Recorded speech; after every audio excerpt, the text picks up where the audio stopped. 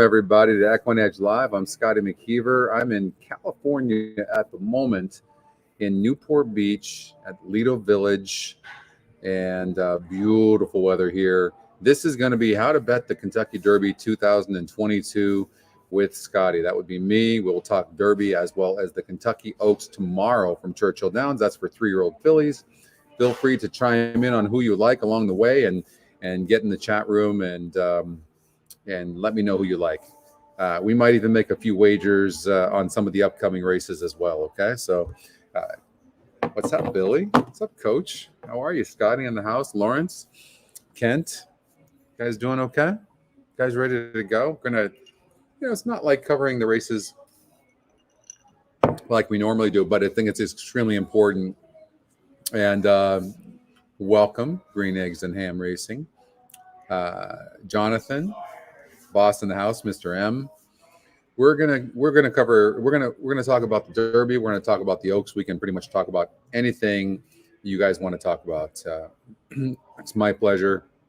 Bobby D, Juice in the house, and so I'm just gonna reveal immediately.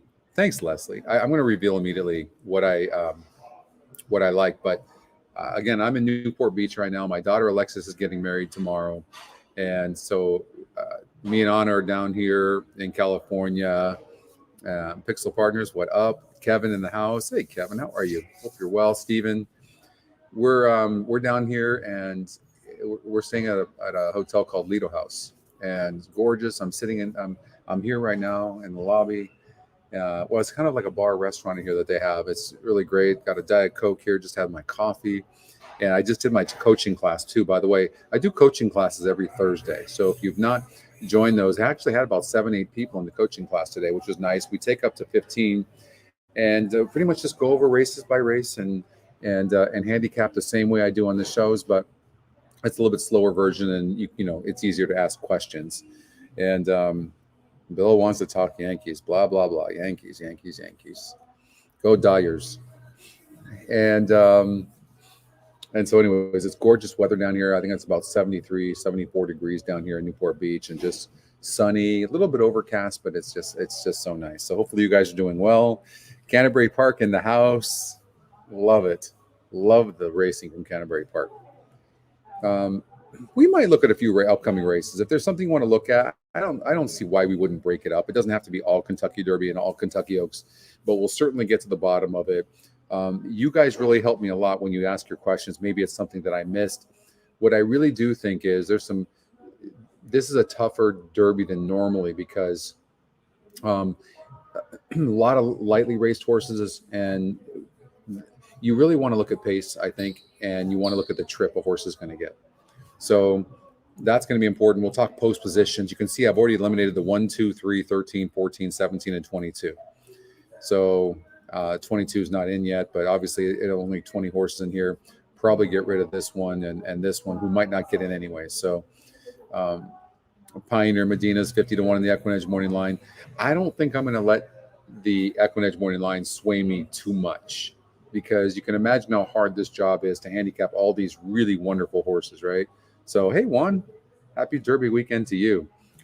By the way, I really have a strong opinion in the Oaks. Hey, Dan, I do. I love the Oaks. I love the race. I think I have it nailed. So we'll talk about that. I'm definitely less confident in the Derby, but it's not just about the picks, okay? Like in everything, how are we going to put our wagers together? So you know how we do it with this EquinEdge community. We all get together, and thanks, Bobby, by the way. We all get together. Thank you, Green Eggs. We get together and we figure it out together, and you guys kind of spark ideas in my head as well too, because I'm human as well. Like, and when I look at some of this stuff, I'm like, my God, it's tough as hell. I don't know what the hell to do here.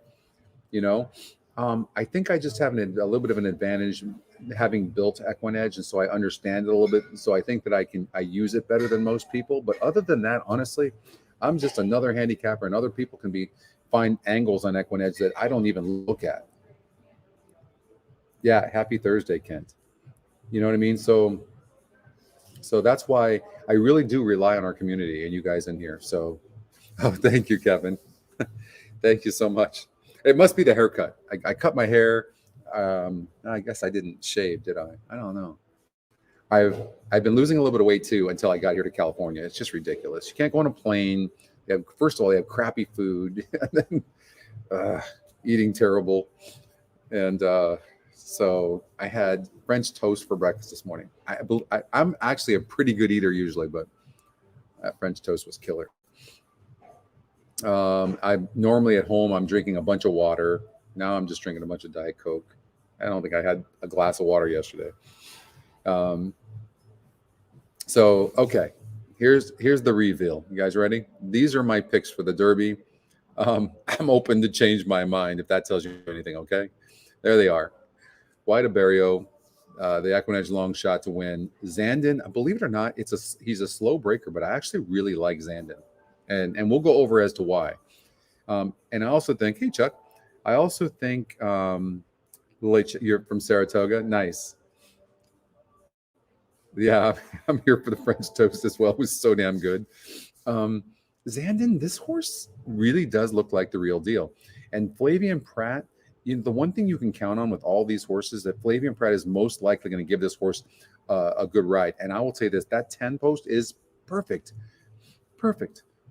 They're going to probably be sitting, I'm going to guess this horse is going to be sitting 7-8 lengths back. Perfect position. And we'll finish. And I actually think, in fact, that a little bit of a slow break for this horse is not a bad thing. Let's the other horses go. Hey, Patrick. Yeah, no, I know, but I've been doing so good eating, and now I'm going to, go backwards a little bit. So, but it's nice to be here. I lived here my entire life in Southern California, Newport, Huntington Beach area. And then I left for Fort Lauderdale, which is, so beautiful, but you come back here and realize how beautiful the weather is in California. And it's just so many beautiful places here in Orange County, especially. But a White Abarrio. Let's talk about the 15 horse real quick. Before we go over and talk about betting strategy, what we're going to do is just talk about why we like some of these horses. So let's talk about this. First of all, Tyler Gaffalione has been on a tear in the last month. Have you guys seen that? If you've been watching, of course, I live in Florida, so I'm watching this, and he is just on fire. So, and Safi Joseph, same thing. And when you have that, you might want to ride that. And the horse was extremely impressive in winning the Florida Derby. Won the Holy Bull, equally impressive. And here's the thing, only 5 lifetime races for this horse. I don't know what happened in the Kentucky Juvenile. I don't. And I will say this, the only poor race this horse has had has been at Churchill Downs. Churchill Downs is kind of like a sandy surface. And so, maybe it didn't like it. I don't know. But then the horse had a bit of a layoff. Now, a lot of times, and I don't know this for sure, a lot of the young horses can have shin issues. Usually you'll see more of that with 2-year-olds, but it's a possibility. But this horse has come back on a tear. But to go from a grade 3 and then go win the grade 1, in your 5th start is pretty impressive. And you have to have talent to be able to do that. And that was a pretty decent field in the Florida Derby. So I'm going to make this my top pick. The EquinEdge morning line at 7-1. I just don't think in a field of 20 that taking any horse at low odds is going to be prudent, especially in what appears to be wide open. Now, I know a lot of you probably like Taiba. Okay, fair enough. 12-1 on the odds makers morning line, 9-2 on the EquinEdge morning line. That being said, okay, Mike Smith. First of all, Taiba's faced a total of 11 horses in those 2 races, and won impressively, but not that many. And does anybody think the Southern California circuit really is that strong right now? And not to mention, it could be. And if it does, Bill, that's a really great question. We'll talk about that. Yeah, I know, Stephen, right? I'm always very careful to speak about Bob Baffert, because I'm also going to be the first to admit that you really don't know. Maybe there's some people that are connected that really know the truth, but I'm not in the know. No, I don't. So I don't really. I will say this though: the one thing, when Bob Baffert has a horse in a race, it's almost like you're handicapping Bob Baffert against the other horses, whereas now you can just handicap the horses, right? Would that be? I think from that perspective, I like it. Hey, oldie. So from that perspective, I like it. But here's the other thing, and believe me, this is nothing against Mike Smith at all, because I've met Mike Smith. He seems very nice. But Mike Smith, I've watched him ride over the last year. He likes to just take horses from behind and then make a run. But he's become extremely conservative. And I'm sure I'm just putting him in the winner's circle right now, but and I just think with 19 other horses, I'm not sure that he's going to take the chances that he will probably need to take in order to win this race. You know, the 2 day, yeah, Robert, yeah, I would agree with that. That's a really good point. Is it going to be a sloppy track, John? Yeah. But I'm going to show you. We're going to look at the GSR Plus, and we'll see if we can find an angle there in case the track is sloppy. Right now, the weather is 66 degrees and a few clouds is what the weather widget says. So I'm going to bet against Taiba, and it's also a horse that's only raced 2 times. So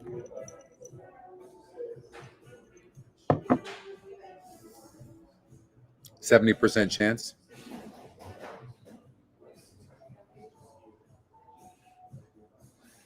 You're not worried about it, oldie? I'm definitely worried about it. I think it's a factor.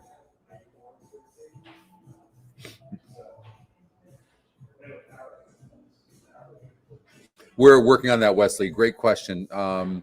Brad's working on that right now to find out why we're not showing the past performances. So Brad's hopefully working on that.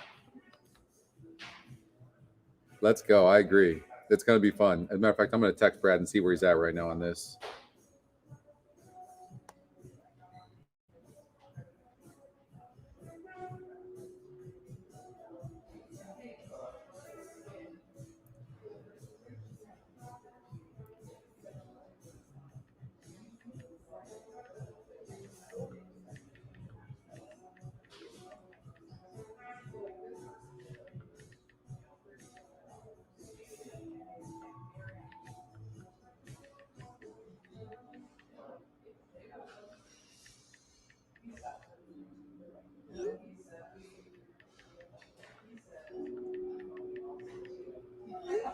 Hey, Joe.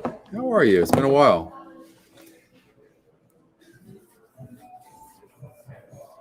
Yeah, I saw that, Patrick. I initially, hey, Bubba, I initially liked that horse, but I'm starting to go away from the Arkansas Derby. I know a lot of people are thinking that Arkansas Derby was strong. I'm kind of thinking maybe just the opposite. I mean, this horse was 18% to win that race, and now this horse is 1% to win. And I don't know if this horse is that great right now. I'm on White Barrio for a couple of reasons. One, I thought the Florida Derby was strong. Two, Tyler Gaffleone, and then Safi Joseph. I think it's their time. I really do. And then Zandon is a bit of a slow breaker, but I would imagine that being in the money, this horse is the most likely horse to be in the money. Oh, thank you. That was a fun show, huh? That was really a lot of fun.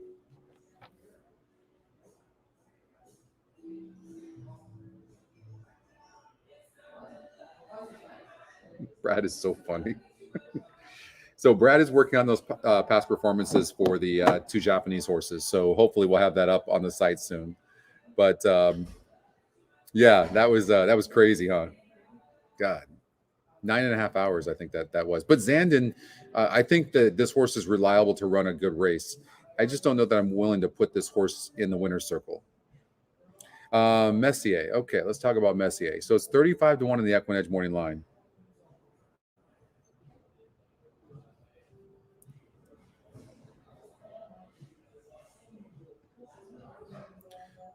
So this is the one that Joe's talking about. It was the SOR was an 82. Um, and the horse came in and won. There was 6 other horses in the Wood Memorial. Um,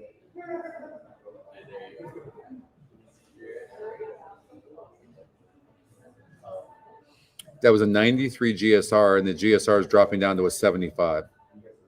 So I think that, I mean, I don't remember seeing, you just don't see these, you don't see horses in the 90s GSR,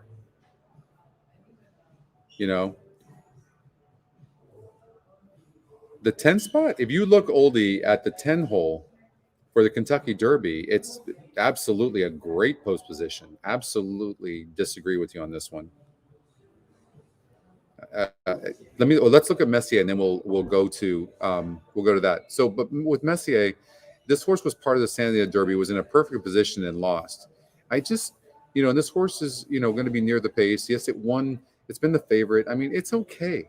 I just, 3 first, 3 seconds. It just doesn't look that great. If this horse wins, this field just really was horrible. I disagree, Hector. Absolutely. Were they great jockeys? Yes. I would,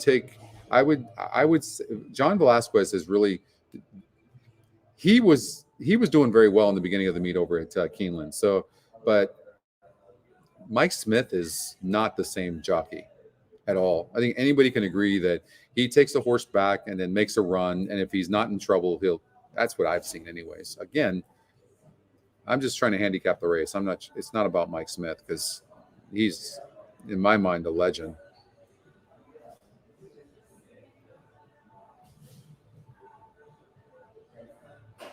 Yeah, maybe it has, but you're still inside of 19 other horses.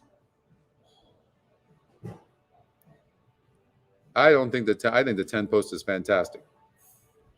I think it's great. I think that horse is going to get a perfect trip. I really do. I like Zandon a lot. I think Zandon's the real deal, and I also like the races this horse has come out of. The Bluegrass, I mean, this horse won like a really good thing. Look, that was only this horse's 4th start in the Bluegrass, and this horse broke last in the Risen Star and hopped to the start, was 5 wide, had a terrible trip. Yeah, I agree. I the one is the top closer, Mo Donegal. I mean, if you like this horse, I mean, I know a lot of people like Mo Donegal. The GSR drops. I don't personally think the Wood was that strong. I think the best horses went to Keeneland. That's what I think this year.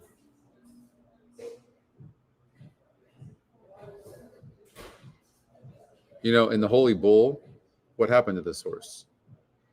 I mean, it's when it does win, it barely wins. There's not going to be that much speed in this race.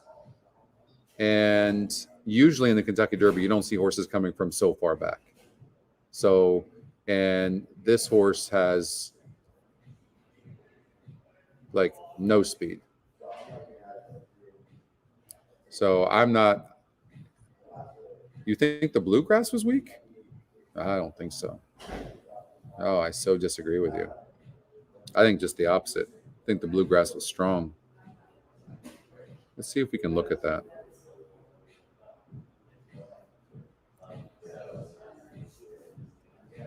So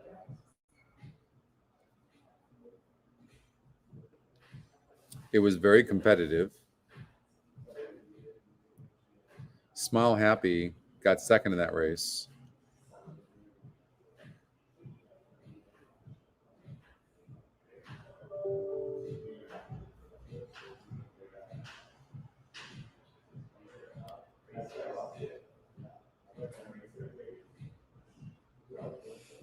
I mean, I could see where you would. I could see why you would say that. I think you know what? I would lean more towards you as just saying that maybe I think this is a weak race.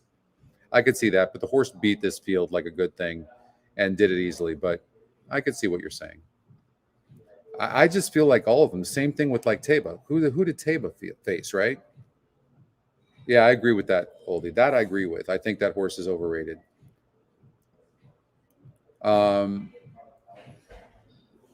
Happy Jack. This horse is overrated. This horse is no good. You see, you had Messier and Taba. So, and Messier really doesn't look like that great a horse to me. I mean,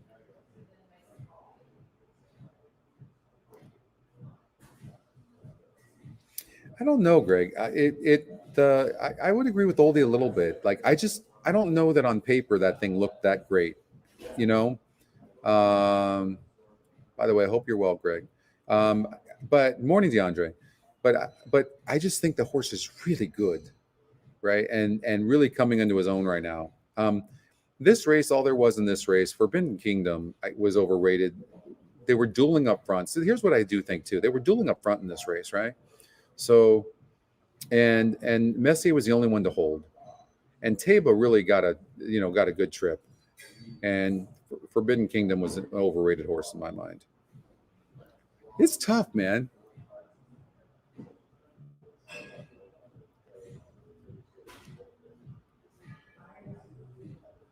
Messier is anybody that likes Messier can completely understand. I totally get it, but I think if you like Messier, don't you have to like Taba? I don't know. I just don't like the California horses this year. I really don't, and I'll show you. I'll show you some reasons. We'll look at some horses. We'll look at some long shots as well. Um, White Barrio. So let's look at the past race for White Barrio. Okay, we look at the Florida Derby in comparison. So all you really had was Messier, right? And but now look at this race. This was a strong race. Charge It. This horse is a nice horse, right? Classic Causeway. I mean, up until the Florida Derby, Classic Causeway was, I mean, this horse went off at 5-2. Simplification. Look at this horse. 3 wins. I mean, this is a nice horse. So I think the strongest of all the races is been the Florida Derby, right? All right, John.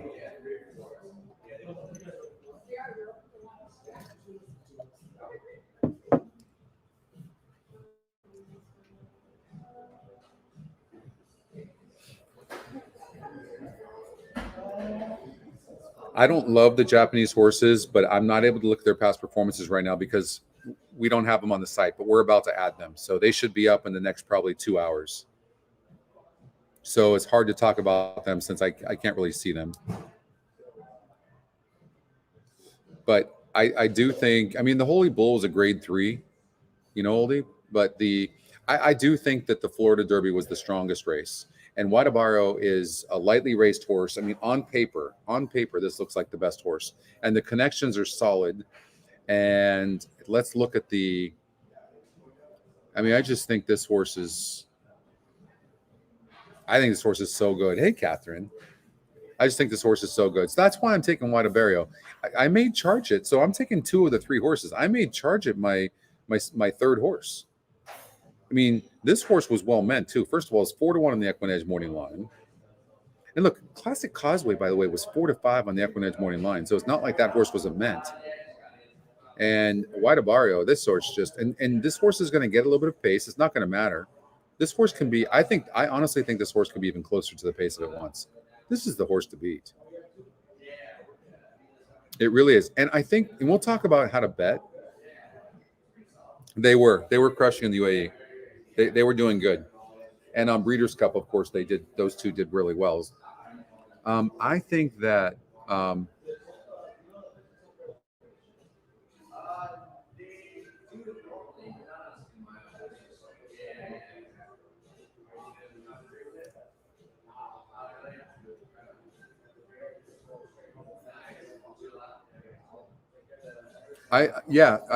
I think that I think Whiteborough is going to get a good trip, Robert. Yeah.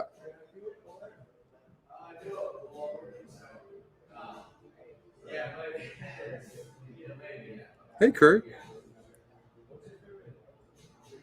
I'm not. You know why? I'm really what I've learned. I think what I've learned. I think. Listen, what I love about this dialogue is, believe me, I mean, everybody equally is can handicap, but what I think I have learned is that you have to really be careful because the internal fractions make a really big difference. The exercise rider like Teba and Messier. So if that's the case, they're saying that the races coming out of the Santa Anita Derby are the ones because um,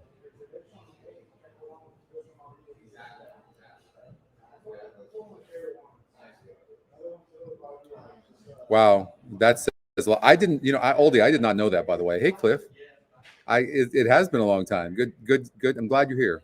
Um, I did not know that, by the way. But Greg is saying that Messier and Taiba. Um, let's see. Tom is saying so. Anyways, to answer your question, Kurt, I don't I don't really look at the internal fractions that much. I really don't. What I look at to see is the pace of the race. So I'll go back and I'll look at the pace and how it played for a horse is what I do. Because this is what I will say. I've looked at so much. When we created these algorithms, I was working with John, who's our data scientist, and I was working with him because he didn't know anything about horse racing. So I had to teach him.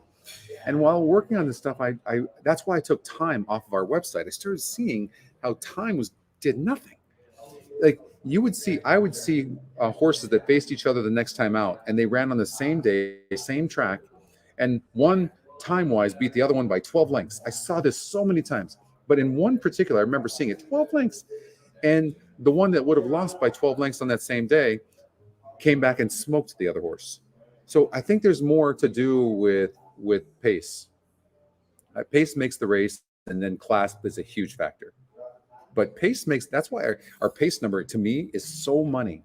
Do you know our subscriptions went up 25% after the pace number because people are seeing how amazing our pace number is.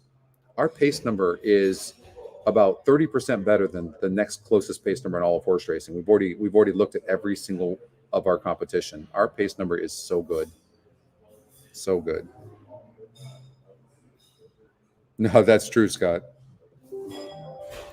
By the way, I think listen, this does not, I'm going to give my opinion and stuff, but really listen to everybody here. I mean, Oldie's a fantastic handicapper. We almost hardly agree. Speaking of good handicappers, there's Justin. What up, my man? I miss you, brother. And so really listen to certain takes that you see. As a matter of fact, I was looking at when we were looking at the bluegrass, I thought it was stronger until Oldie kind of said, look at it. And we look at it and we see, oh, maybe on paper it wasn't that strong. But I still think that Zandon's is going to be tough. Let's see here. Hold on here. So Zandon won this race. We have the past performances for it. I would love to show you the past performance, but I can't show it because we can't show it on YouTube. So we'd have copyright problems. But I would love to watch the race and see how it played out with you guys. Maybe one day we'll be able to do that. That'd be great. But I do think when you look at Zandon, this was only at the time, but this horse really does look like a really good horse. Always finishing, broke 10th here, broke 9th. This horse is a terrible breaker. But I think that might play well for the horse initially. Let all the horses go. You're going to be sitting there. But here's the thing. I don't think you can afford to break too far back and win. And there's not a lot of pace in this race, which could favor Messier, to be fair, because Messier is going to be near the pace. So let's see. Right? So when we look at the pace, there are a few other horses that are faster that I eliminated, but I don't like looking at all the horses. I want to look at horses that really have a really good chance. I don't want to look at the others. Let's see here. Andy Beyer does.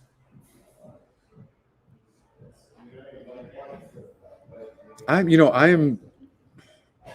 Beyer's a legend in horse racing in my mind, honestly. I'm just not a Beyer fan, only because I don't believe in time. So I don't know what that means, good or bad. I'd like to hear him say that because I'm betting against Tabia. But I will say this, though. That's just my opinion. The great thing about EquinEdge, and this is exactly why we created it, was that it was subjective. And you guys know this, have been following me for a long time. You know that the most important thing for us at EquinEdge was to create a subjective tool where we all look at this and bet something different. I was shocked when I saw that Taiba was the top EquinEdge pick. Shocked. And look at the EquinEdge morning line. It's 9-2. I was shocked. I mean, we're competing against this algorithm right now. If you bet against Taiba, then you're betting against this algorithm, right? which sometimes we have to do that. Sometimes we have to do that. But Taiba is, I mean, you have two different algorithms that are saying, but I can't, there's no way I'm betting Mike Smith in a 20 horse field. I'm not doing it. I think the post is great, by the way. I mean, because this horse has some tactical speed.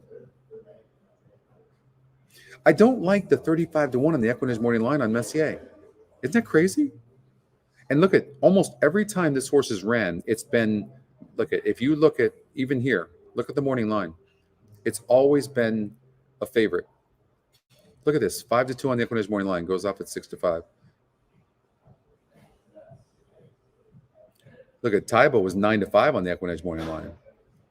So I think that the morning line, the EquinEdge morning line, is something you have to look at. Hey, John. Yeah, I always do. Always do. Always do. Yeah, no, that's no, and that's true. And these are some of the things I want to shore up on the EquinEdge morning line for sure. So we can agree on that, Greg. That being said, I just have not seen too many horses with these kind of morning lines win. I guess that's my point.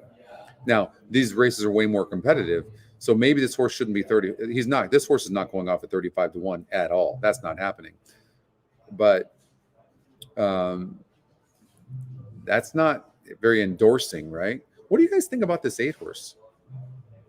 Charge it. This is my long shot play. I mean, if you like the Florida Derby like I do, look what this horse did. Its first race against winners. Look what it did. Is this horse going to get overlooked?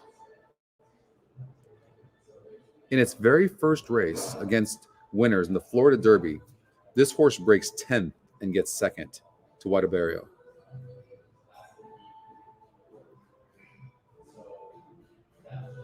I mean, this was pretty amazing.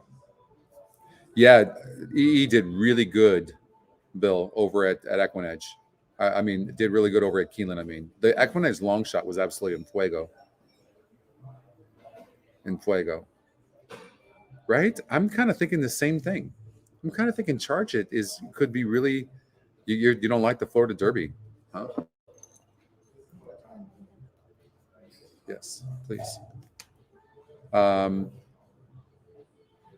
So, you can, look at, there's two ways of looking at this, to be fair, with two different sets of lenses. You can look at this and go, the fact this horse got second, that's a weak race. Or you can look at it and go, this horse really ran huge in its third start, first time against winners. You can look at it two ways, for sure. I get it. Somebody's going to be right. Somebody's going to be wrong, I mean, you would think so. I would agree with that. It's just that, again, there's two ways of looking at things. Sometimes when you get caught up in one thing, it's really important to take a step back and go, okay, I'm taking such a strong opinion on this. What would be the negative opinion? And we just, I think I just pointed that out right now. Look, right? Is you can look at it two ways. How does a horse like this, that's only had 2 lifetime starts, run second in the Florida Derby against 10 other horses? How does it do it? Is that a positive? Does that mean this horse is really great, or is it a negative? That we don't know. Yeah. Okay. Love you too. So, right. So a couple of ways of looking at that.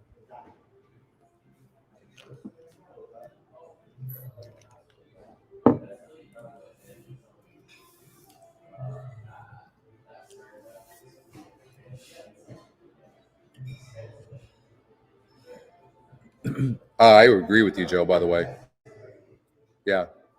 No, but I know. Well, that's where we're going to disagree, Greg, because I'm just not looking at time. And you can look at that, but they might have crawled home, but how fast were they going initially early on as well? Like, all that plays a factor.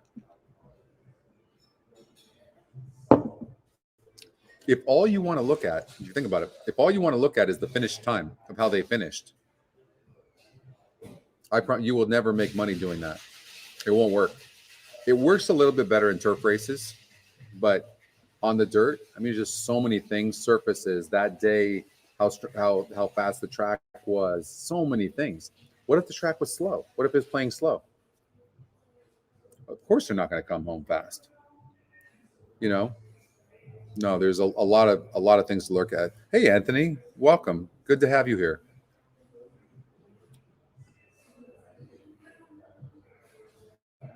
You like Charge It, Ramon? Yeah, I can understand. Scott says toss the wood horses. I don't know. That's what I'm going to do, Scott. I'm with you. Um, Rich likes Charge It as well. Yeah. See, I think a lot of people are agreeing. I think everyone's looking at that like um, this is the horse that people are looking at, going, "Hey, yeah, you see." I'd be careful about looking at how fast they came home, Greg. Um, yeah. See, Jay agrees. Um, I mean, when you talk about the two best workers, again, I'm not a workout guy unless it's first time starters. So Jeff's saying, let's see here. Crown Pride. Okay, the Japanese horse. So we're not showing the past performances yet, I don't think. See, yeah, we're not showing them yet. Brad's working on it right now. So I'm not going to take those horses personally, but we should have the past performances on those horses soon. Yeah, I saw that too. Yeah, I don't know. I mean, there's no way Messier is going off at 35-1, but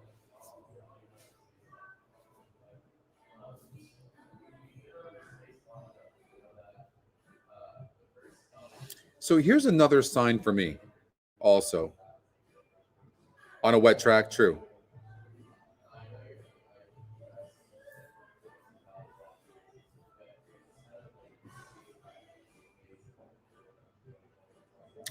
That's a good stat. Hey, Chuck, thank you. Thank you so much.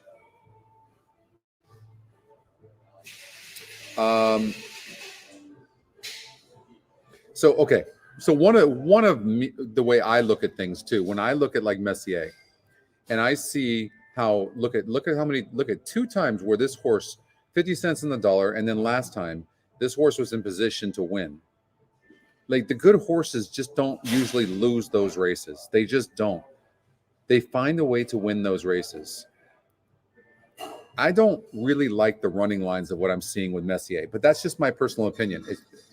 I could be completely wrong and this horse wins by 10. I don't see it though. I really don't. And not that I think this horse is not going off at 35-1 for sure, but the EquinEdge morning line is the best morning line in horse racing. We know this for sure. And you just don't see horses winning at 35-1 EquinEdge morning line. Very rare. Kentucky Derby or not. That's what I think, Wesley.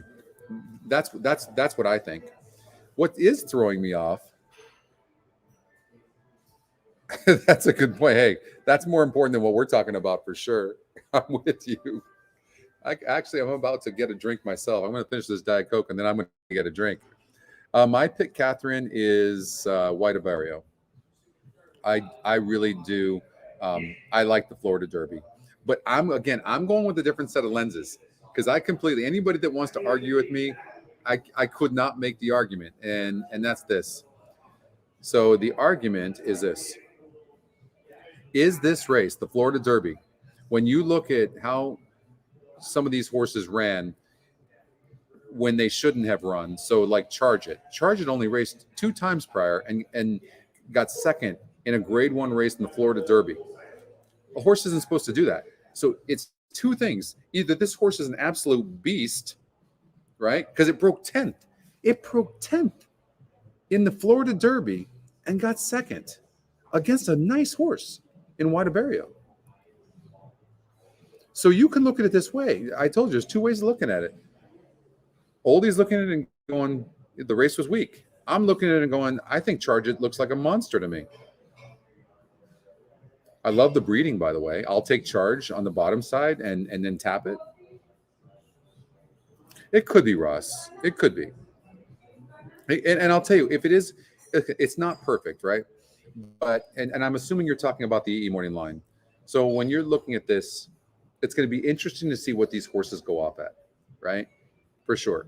But I will say this: if it's going to be flawed or it's going to be off, it's going to be in a race that's so wide open, right? It's going to be. No, you're 100% right, Greg.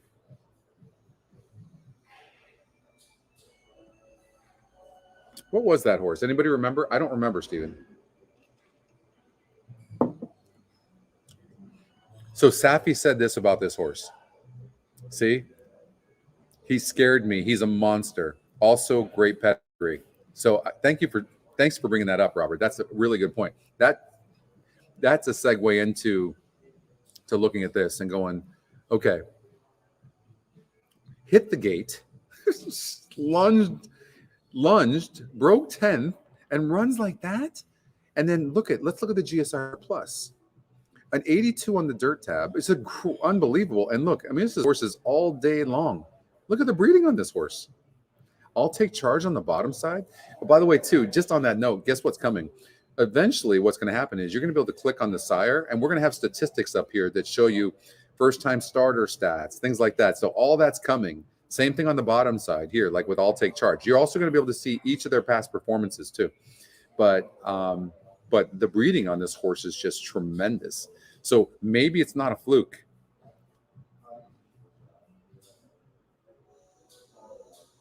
And that's a great point. That's a great point that Oldie's making, right? Even though it was a grade 3 race, the Holy Bull had 3 other next out winners. So let's take a look at that. So wait, which horse was in there? Who was in there? O'Donegal was one of them, right? Okay. So we'll look at this. We'll look at the Holy Bull.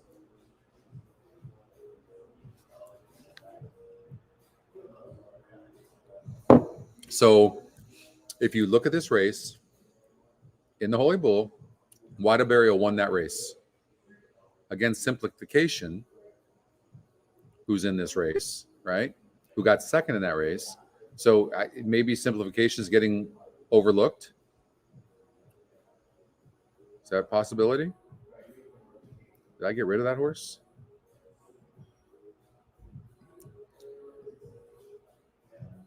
We'll look at Epicenter too.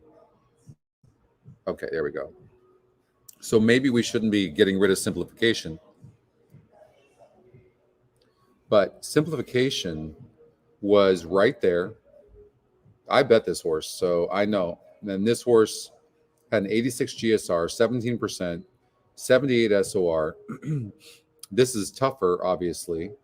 And, you know, another thing you have to consider. Here's the thing. Did you guys know? So be careful for, and we'll look at the Holy Bull a little bit closer, Oldie, but these are the horses that come out of there. And you can see them. You can see them right here as well. Ah, shoot. Hold on here.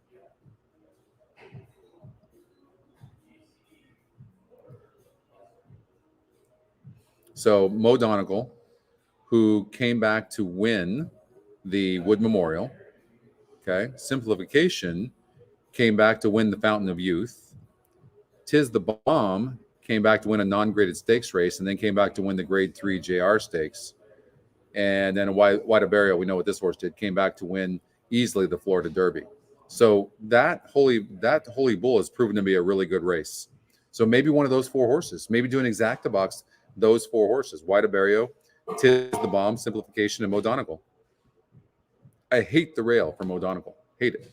I don't like it. I know the horse comes from behind, but I don't like it. You realize, I mean, this horse is going to have to go around everybody.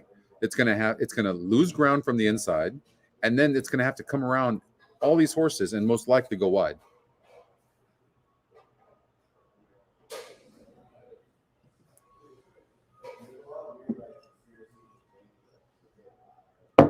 I will say this though, find an angle like we just did there. Like that's a real, the Holy Bull, right? Being a grade 3, but a lot of horses are, you know, just getting going. And so they run in a grade 3. So I guess that's not a big surprise. And then some horses are kind of coming around late, like with Wada Burial. Well, not this one. Who's the other one I'm thinking of? Charge It. So they had no choice because this horse didn't start running till January. Okay, for whatever reason, maybe it had shin problems, whatever it is. And then so in order to get into the Kentucky Derby, they had no choice but to throw this horse, to the wolves.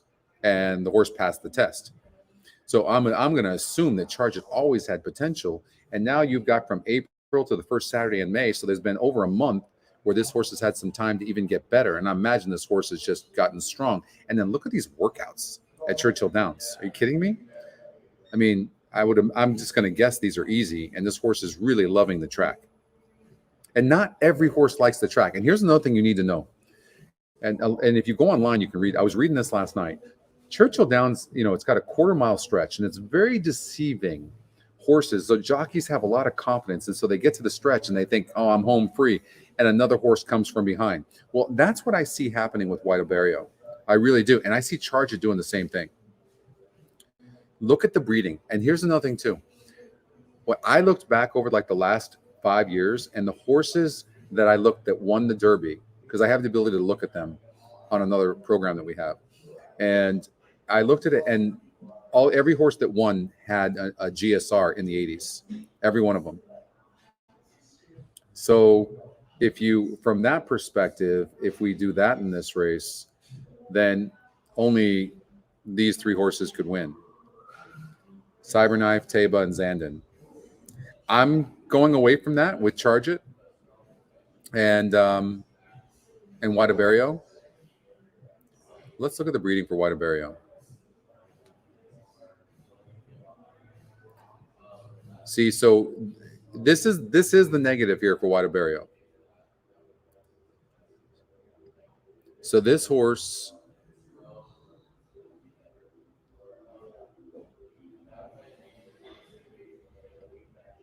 nine furlongs.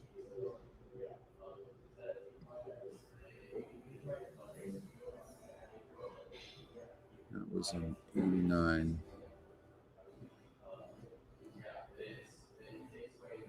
So this distance from what the GSR is saying, that maybe 10 furlongs is going to be too long for White Barrio.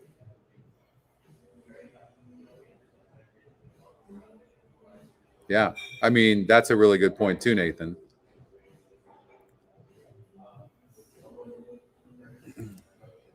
I might reserve the right to change my mind based on, I don't think that I caught that. This horse had a really high GSR, and now they're going 8 and 9 furlongs, and maybe based on the GSR, this horse still has a 75, but White Barrio might not like this distance. Very interesting.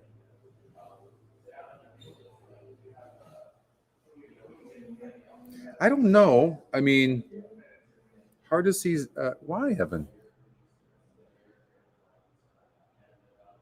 Well, that's true. That's true.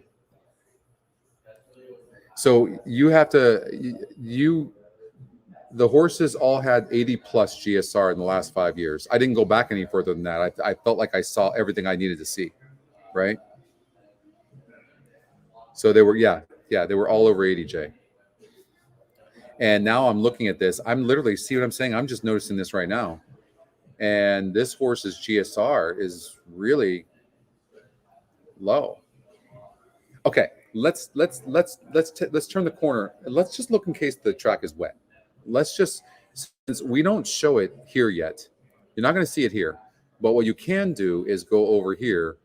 So let's sort this first. Okay, let's start with Mo Donegal. We're going to go here to the GSR plus. Click. So we're just going to look at the taps. So Mo Donegal 77, not so much for Epicenter. 44 on Summer is Tomorrow. So the breeding on this Japanese colt, not so good for a wet track. Smile Happy is 65 only. Don't forget, our GSR is taking into consideration not only the sire, but the dam, and it goes back 3 generations. And in my humble, honest opinion, the GSR is the best breeding metric in all of horse racing, and it's a simple number from 1 to 100. And then you go to the grid, and you can look at this. You can look at these horses and see who's the horse. Doug O'Neill had a horse last year. I'm just drawing a blank on it. Hot Rod Charlie. And Doug put that horse on the turf. And this horse went from, it was on the turf, had in the 50s GSR. The minute he put the horse on the dirt, 80s, and the horse started winning. Good to have you, John.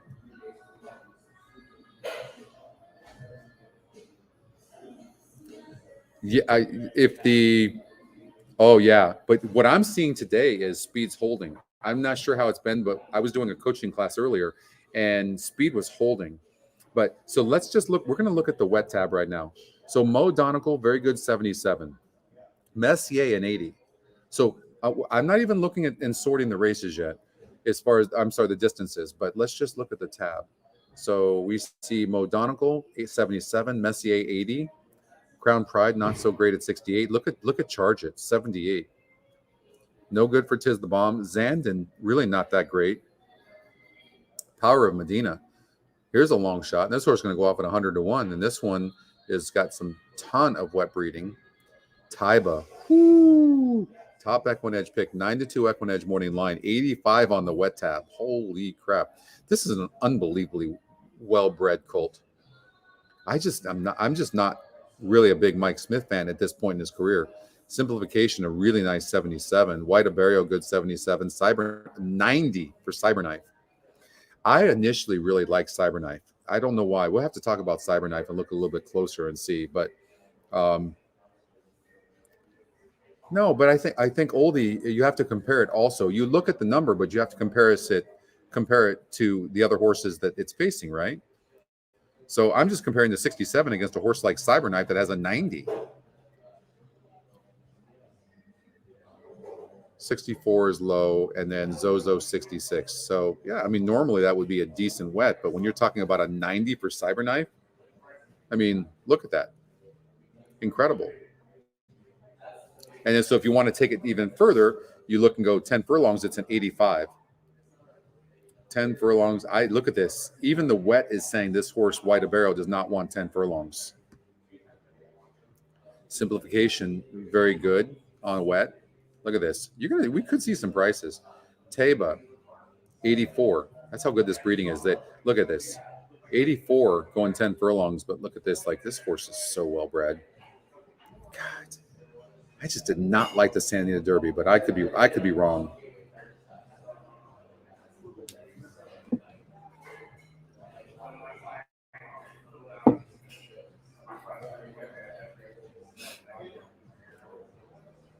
$78, but maybe this horse isn't going to love Power of Medina. Is not going to love going a mile and a quarter.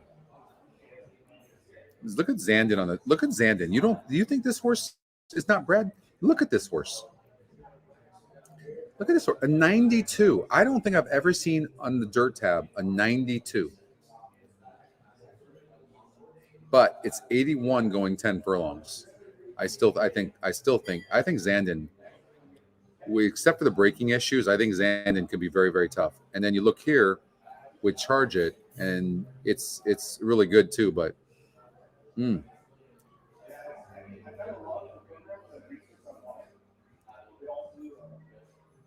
at this on the dirt, 92 on the dirt for Zandon, but on a wet track, 68. Maybe not. Who seems to have the advantage? Simplification this is the horse that everyone could overlook. I mean, Jose Ortiz has done great.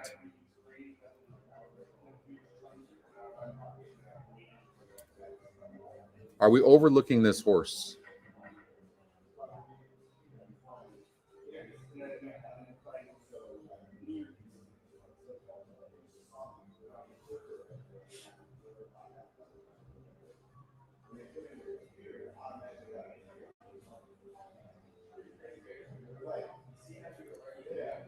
Thank you, Greg. Thank you, Greg.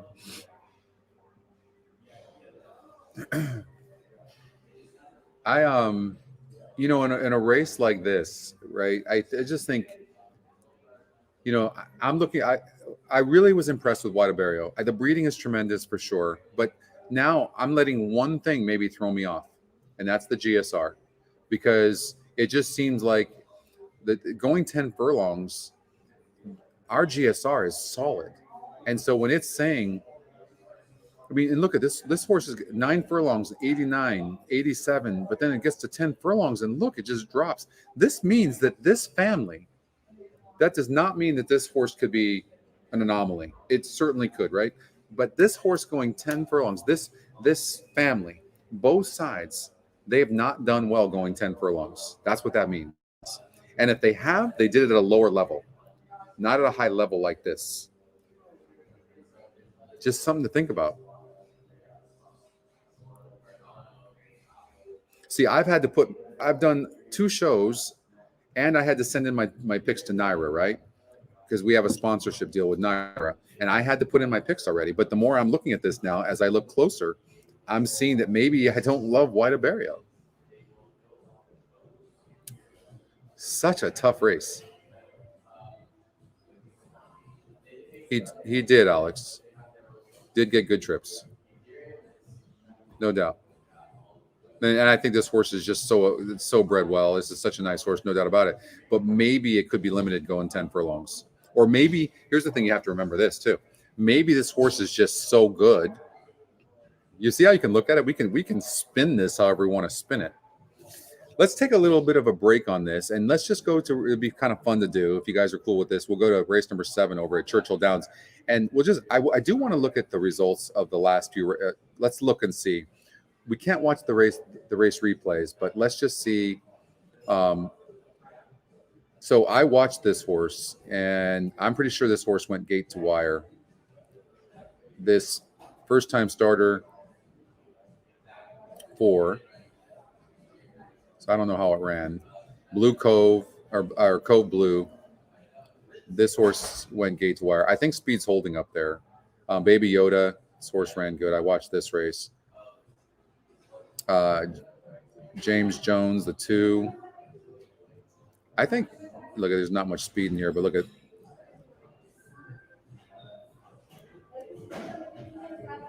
Okay, let's see. This horse paid $820. All right.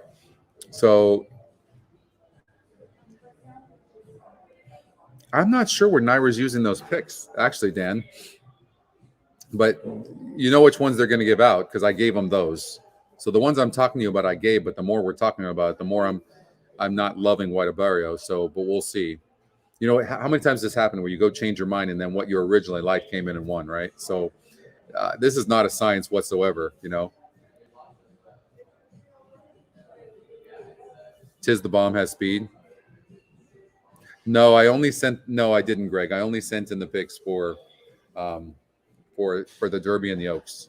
I love the Oaks. We're going to talk about the Oaks, but I do love the Oaks. I'm looking forward to talking to you guys about the Oaks. Can't wait to hear your opinion. But I do love the Oaks. Much stronger, in my opinion, than I do the Derby.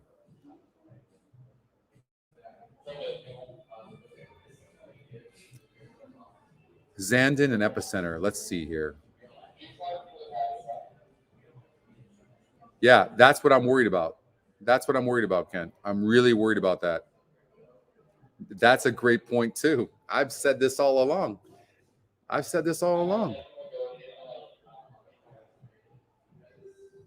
looked at the last 5, and every horse had over 80. Every horse in the last 5 races on the GSR.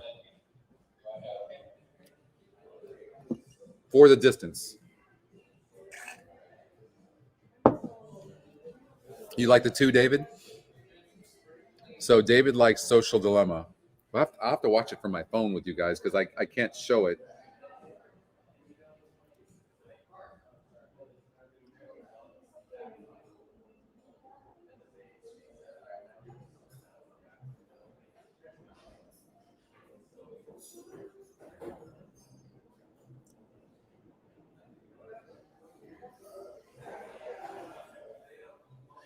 On my email, we have an algorithm that pops up with horses. It says that the 5 is a good long shot. So you might want to just check out the 5 horse here, Rookery. But this horse popped up. This horse looks like a horse that could be in the money coming from behind. So just something to look at. but speed has been holding. From what I've seen, speed has been holding today. So I'm just pulling up my ADW so I can watch the race with you guys at Churchill is all.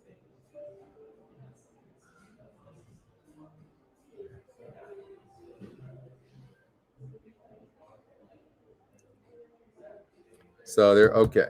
In the gate. I'm just curious. I want to watch the speed mostly. And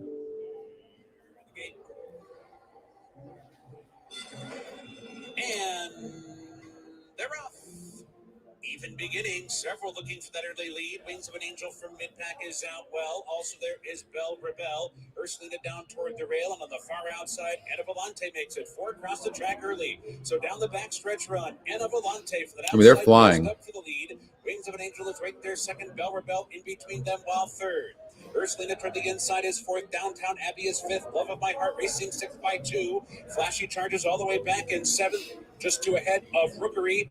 At the back is Social Dilemma, at least 12 lengths off the lead. The opening quarter, Swift 21 and 1/5 seconds round the far turn. Wings of an Angel in front by half a length. Hounded every step of the way by Anna Volante.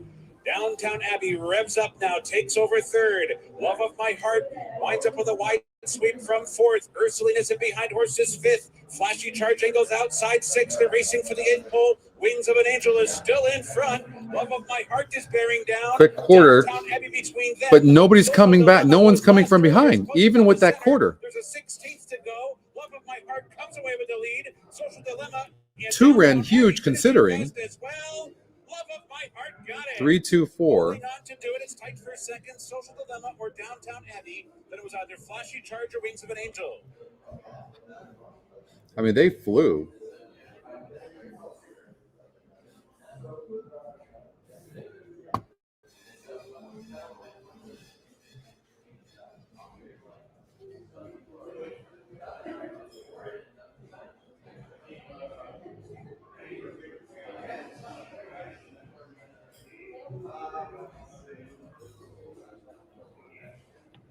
The 2 broke bad, David. I know. Good call on that, too. It ran huge coming from behind. Based on watching what I just saw there, I think if a horse is good, probably, it'll do better if it has tactical. Well, first of all, tactical speed is always the greatest thing. If you have tactical speed, then you have a great shot. If you have all the other components, obviously, and metrics, but I like horses with tactical speed. So we ought to look at that with the Derby as well. All right, so we're going to look at the Oaks. You guys ready? Let's do the Oaks. It seems like maybe the track is playing fair. Sometimes early in the cards, Greg, you'll see tracks playing faster, and then as the sun is out and things kind of dry up, you see horses come from behind. I love Nest tomorrow. Love Nest. Todd Pletcher, Irad Ortiz. Horse gets a great draw. The horse is tactical. This is an absolute beast. Absolute beast. Love this horse. If the track is wet, it's got a 78. It's got an 80 on the GSR. I'm looking for all horses with good GSRs. Wet or not wet, this horse still is a beast. It doesn't matter. Look. Dirt tab, 9 furlongs, the horse is an 80. Wet, 9 furlongs, the horse is 77. So, I mean, and this horse is just an absolute beast. Echo Zulu, I did not like that last effort, but I'm going to say this. I will say this over Echo Zulu. That last race, there is no way that Steve Asmussen cranked up this horse to win this Fairground Oaks. I don't believe it for a second. I don't. But I think Nest is the real deal. So I think Nest is going to beat Echo Zulu. I love Nest tomorrow. And I think the one horse, Secret Oath, will sit on the inside. I mean, this is a very nice horse. Look what this horse has done. 4 wins and 7 tries with 2 third-place finishes. I mean, this is a really nice horse. And you can tell, I mean, she's really coming into her own right now. And but I love I love Nest. The coach, Wayne Lucas. And I think you're going to end up getting 20-1 on this horse. And by the way, this horse ran third, okay, in this race in the Arkansas Derby. Okay. She faced males. And look at the trouble line. Bothered at the break. I mean, she could have won this race, and look what she had done prior. I mean, this horse is good. This is a nice horse, so I think she's going to run a good race. But I just think Echo Zulu and Nest are too tough. They are just too tough. So I think she's going to have to settle for third. No way. I got $1 bet, Greg. There's no way Secret Oath is going to be 4 or 5-1. Not when you're talking about Nest and Echo Zulu in there. No chance. I'm going to say over 10-1. Over 10-1. You're going to owe me $1 on that one, Greg, for sure. But I don't know how much more there is to say about this race unless you guys want something you want to talk about. But I really do think Nest is the real deal. And look what she did in the Ashland. $100. Okay, what's the bet? Tell me specifically what the bet is.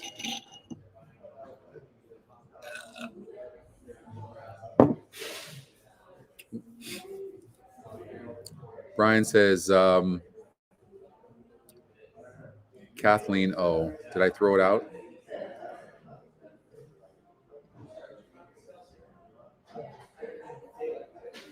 So I didn't like the EquinEdge morning line. That's one thing. The horse has won 4 straight races, but I just don't think that was a strong race at all. The Gulfstream Park Oaks.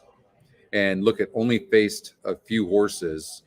And Goddess of Fire. If you look at Goddess of Fire, this horse is not that great. So look at what this horse faced, right? So when you look at that, it just doesn't look that great, Brian. Secret Oath on 10-1. Okay, deal, Greg. You got it. We're on $100. $100. Here, let me just give you my Zelle right now. You can send it to me.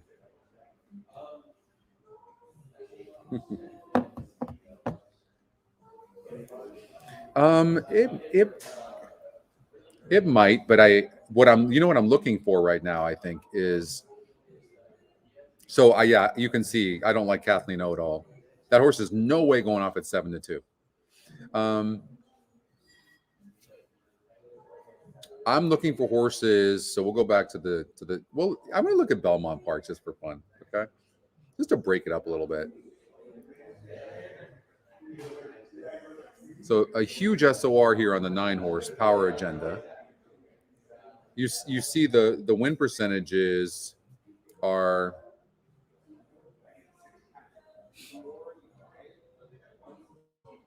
I mean 25% is obviously not much, and it's on a horse that just looks okay to me. I mean, swerved out, traffic in the lane checked. I mean, you could look at this. Again, we could do 2 ways on this. This horse causes trouble. It's been off since November. It's had some time. It's training steadily. I mean, their works aren't fast, but they don't need to be fast. That's overlooked. People are like the workout. People get too caught up in workouts. It's how they do the workout, not how fast they are. So just be careful for that.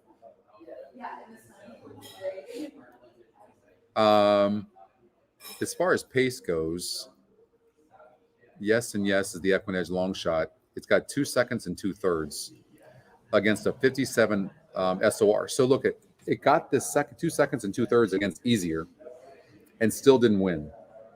So I'm not really a fan of horses like this. And look at right in the stretch, this horse was right there to have the win and then stop. So and the SOR is the same. So I wouldn't like a horse like the EquinEdge long shot personally. So this horse lost footing. So this horse was in the hopeful. So Pletcher thought this horse was so good after a maiden win in which the horse barely won and puts the horse in the hopeful. And sometimes when you put these horses over their head, you're asking too much. And then I think this horse is, this horse is either really good or not going to be great. I wouldn't like this horse here. I think the horse needs the race. So I would play against that horse. And the thing is, yes, the horse has a 76 on the SOR, but it also didn't run good, so that means nothing. I don't really follow how Pletcher's workouts are, if they're fast or slow, but I know that how fast or slow a workout is means nothing. In fact, I would argue with you that if you see a bunch of fast works, the horses that have slower works do better. You don't need to work out. You just keep a horse happy and fit. That's all you need to do.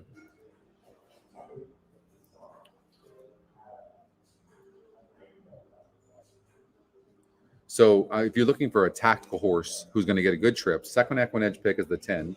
It's 5-2 on the EquinEdge morning line. It's got a decent win percentage in what looks to be a wide open race, and it's never gone to service and distance, but it lost at 40 cents on the dollar, but it was fractious and got shuffled back. So if I was able to watch it, I would look to see how it's doing on the track. Right? Thank you, Oldie, very much. If you guys don't mind, like the show. I'd really appreciate that. It makes a difference for our channel. It really does. So this horse has been off a while. Really good connections. This horse has burned a lot of money. This horse, no. Don't love this horse. This is not the strongest field in the world. I think the 7's going to run a really good race, but I would take the 10 over the 7, personally.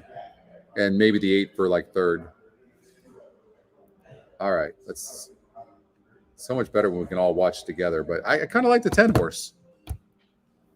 Let's see. And the reason is, from that outside post, the 10's tactical. So I don't care about that post here going 6 furlongs. In fact, I kind of like it. I would imagine the 10 will be sitting in second or third.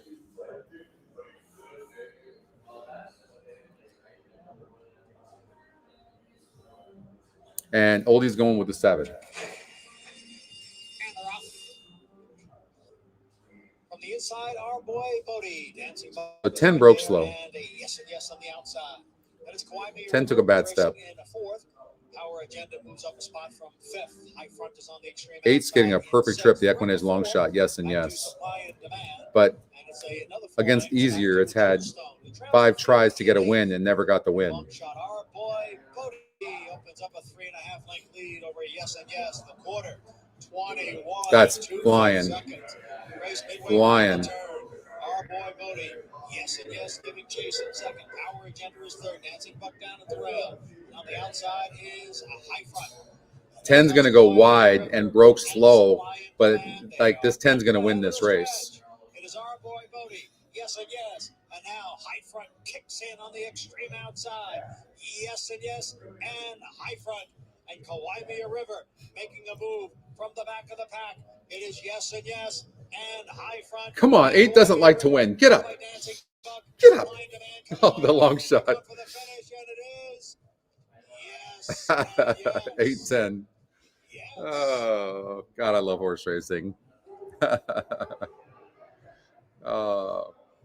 If you guys want to see more of these shows, it's really important, if you don't mind, to click the like button. So it really helps the channel. What happens is YouTube, what it'll do is they'll start sending this. The more likes we get, what happens is they'll start sending it throughout YouTube to get more people to come watch the show. So it makes a big difference. Yeah, it came in 8-10. The 10 broke slow and was wide. So, but it was a wide open race on paper. And the 7 horse, so the 7 horse was a horse that I was leaning against only because it's like lukewarm 25%, 6-1 in the EquinEdge morning line, not in the top EquinEdge picks.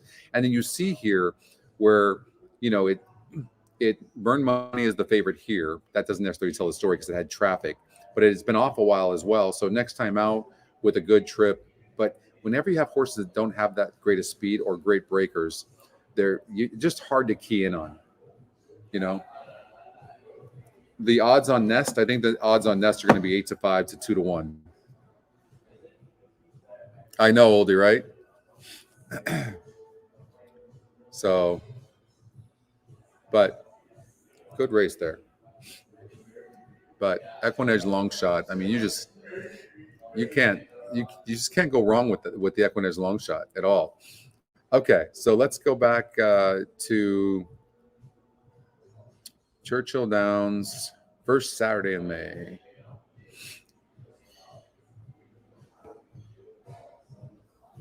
Okay. So I think what we know is if the track is wet, I know it's only 1%, but if the track is wet, maybe Cyberknife needs to be taken a lot more seriously. And so I think this horse needs to be looked at a little bit carefully. I just wasn't a fan of the Arkansas Derby. The Derby, right?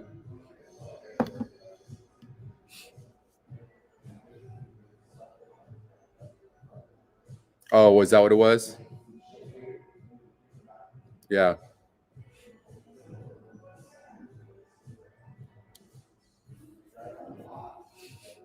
So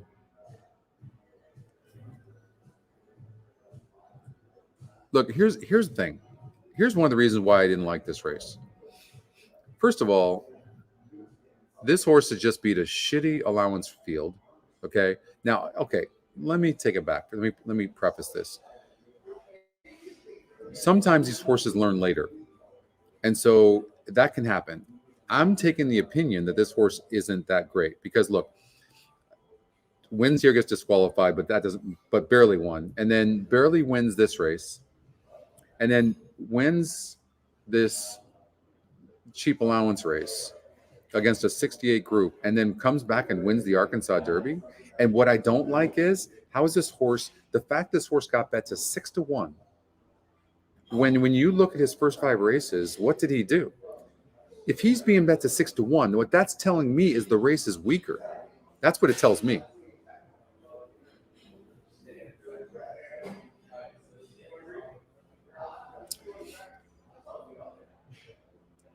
Craig, I don't with EquinEdge. No, when you say online programs, but I don't know if you can get them anywhere else.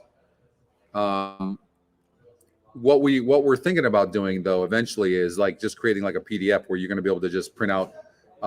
You'll get like basic information like the horse's name, saddle cloth, maybe the EquinEdge morning line, things like that. So that's where we're going eventually, Craig. But when I look at this is another handicapping angle, right? There you go. Greg said you can get them from DRF. How does this horse get bet to almost 6-1, 5-1? How? For what reason? Because it won an allowance race, an optional claiming allowance race. It doesn't make any sense to me. So, to me, that more spells a weak group. But let's take a closer look at that race. So Barber Road was in that race and got second. And look at this horse's past performances. What has this horse done? He's done nothing. I'm leaning towards people shied away from Oaklawn Park this year for their preps, the good ones. That's what I'm leaning against. It's actually, I feel pretty strong about that. And confirming that for me is the algorithms. They're not loving this horse at all. And I eliminated Barber already. So I'm thinking Cyberknife is not going to run good here. Yeah, no, that's a really good point, Patrick, too. Yeah. That's a really good point. I have no doubt that Cyberknife is training really good. Like I said, I get trainers all the time that are coming to me.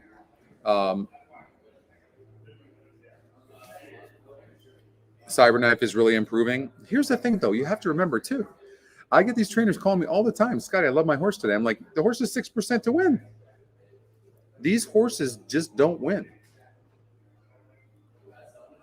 Not very often. You just don't see it.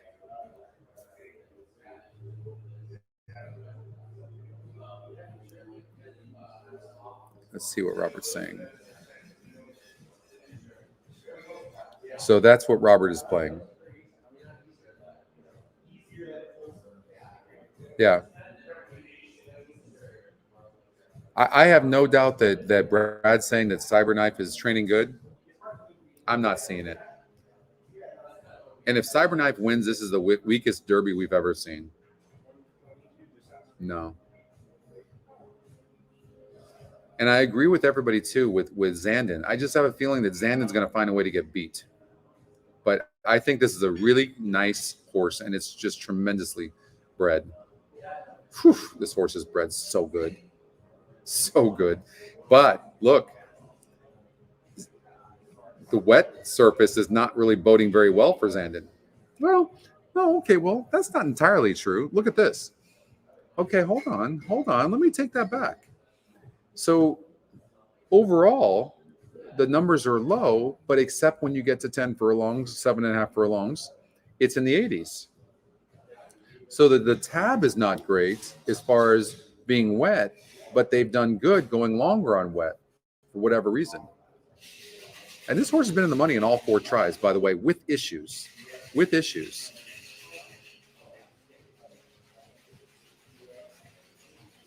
Yeah, Oldie, I agree.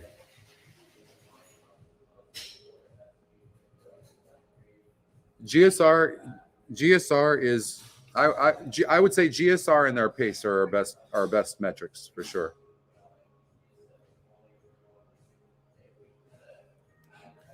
I wish it worked. I wish it was that easy. It doesn't work like that. Jeff, I'm telling you, this Zandon is such a well-bred horse, you guys. And in a race where there's such weak horses here, should you have here? Let me give you a different way of looking at Zandon. Possibly, you can look at it and go, this horse just keeps causing its own issues, but it's still running huge. What happens if Pratt gives this horse a good ride? Then what happens? I don't know. I'm so getting off of White Barrow right now. I know I gave it out, and I actually feel bad. I don't know if I can even change my picks right now. I can't. I did a podcast. I can't change my picks there. I can't take a horse that's going to, in the Derby, going to have a 67 GSR. I can't do it.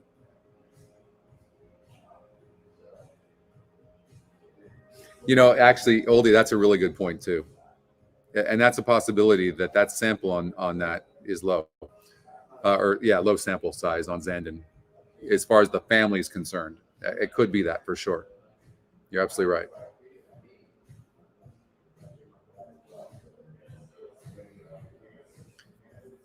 The more we talk about this, the more I'm getting caught up on Zandon, the more we talk about this. Charge it.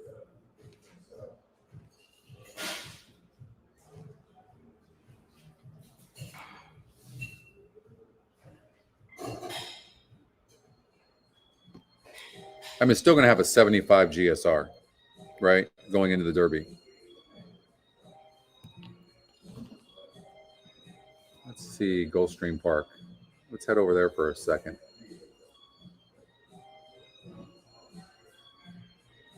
So the first thing I do is I look at this 33% horse and I look to see if it's vulnerable. I mean, it won a race by a quarter of a length and it's 2-1 right now. I mean, it can win, but doesn't it need a perfect trip? It's coming back against tougher.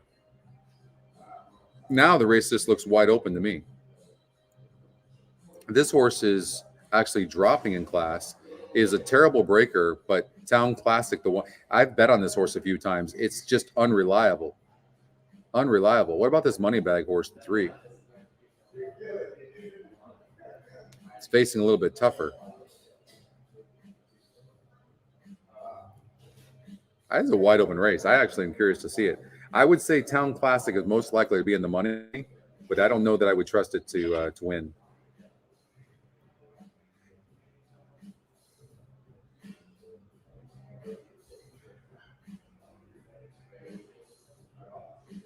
Which horse are you saying doesn't have tactical speed? Zandon? No, I agree with Oldie. I don't think you're going to see. Well, first of all, I will say this though, Oldie. There's not a lot of speed in this race, so it's a possibility that Zandon, might not be too far back. But let's check out Gulfstream Park right now. I'm just curious to see whether the 1 gets in the money. The 1 likes to be in the money. At the rail and Royal Squeeze, followed between horses by Blessed Journey. At the rail goes Town Classic, and the early trailer Hey, is Caesar. Feeling. 5 furlongs to race. Clear lead for Allegedly Perfect. On top for Morrison by 2.5. The Jackson duo Bradford, in chase mode second and exact. third with Royal Squeeze racing inside. You're funny, Brian. Benefactor. The Gray is the favorite. Blessed Journey up on his outside goes General Patty. Town Classic just went by both of them, and the trailer is Tone Feeling. Half a mile from the finish. The quarter time was 23 and 1. So the EquinEdge long shot's on the lead right now. By a length and a half. Benefactor second, Royal Squeeze is third, fourth, and running home a bit. Town Classic, it's a stretch of 4. General Patty driven just to his. I mean, the one horse is loaded, isn't he? And the back marker is Tone Feeling. 2 horses got horsed, but he's on the rail. And the first run's going to get to the 1. And the 2 is hoping the 5 drifts out, but that's not happening so far. But usually that does, and that's exactly what happens. So this is going to be between the 1 and the 2. And remember I was saying about the 1 horse? It just always seems to hang. And there it's hanging, and the 2's going to win. Watch. These 2 kick on. Royal Squeeze on the inside, Town Classic on the outside. Royal Squeeze for a narrow lead. Town Classic tries to go one more time. Photo finish. 2-1. It's Royal Squeeze inside. It's Town Classic outside. Benefactor's third. 122 and 4. All right. See, sometimes depending, I don't know, Jason. I mean, I know it looks like that, but okay. First of all, the one area that we can probably agree is that Echo Zulu was not cranked up for that last race, but it barely hung on to win. And Zest is an absolute monster from what I can see. So, but you're comparing Echo Zulu to Songbird come on now. Come on. No. Songbird is absolutely one of the best fillies of all time. All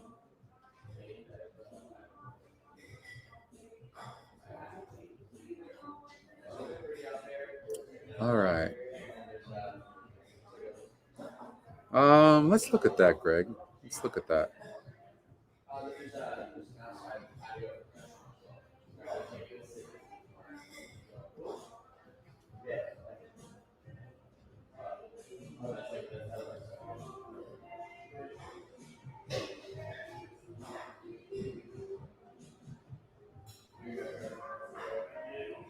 What number is she again? I eliminated her, didn't I?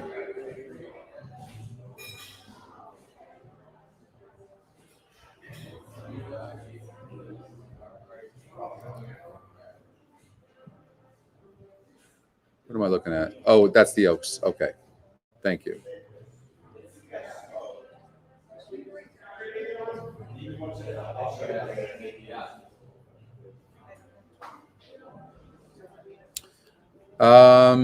Okay, so she's 7 to. I don't think she's going off at 7. I'm going to say she's going to go off at like 8 or 9 to 1, right?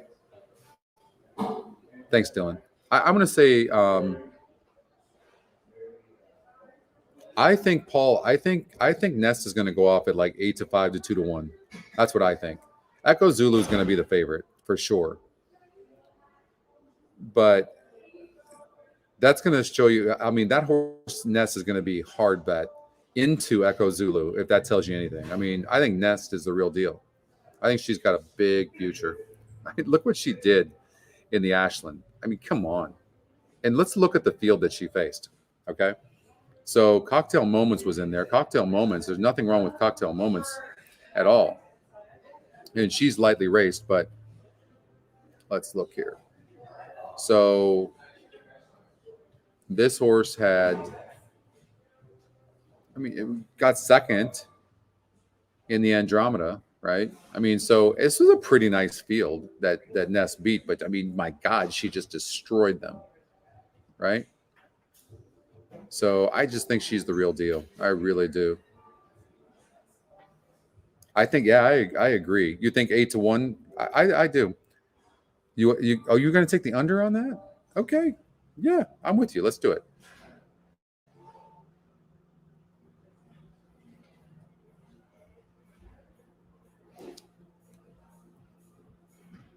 Okay, let's see here. Chuck, you're saying Heading Connection to jump in up on the wet. Okay, let's look at Hidden Connection.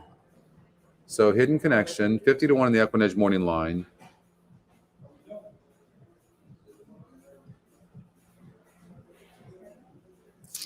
Wet track is an 83.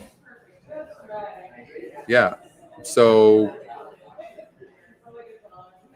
you're going to get a price on Hidden Connection for sure. And look at the top win percentage in this race is. Look at this. Echo Zulu is only 11%, by the way.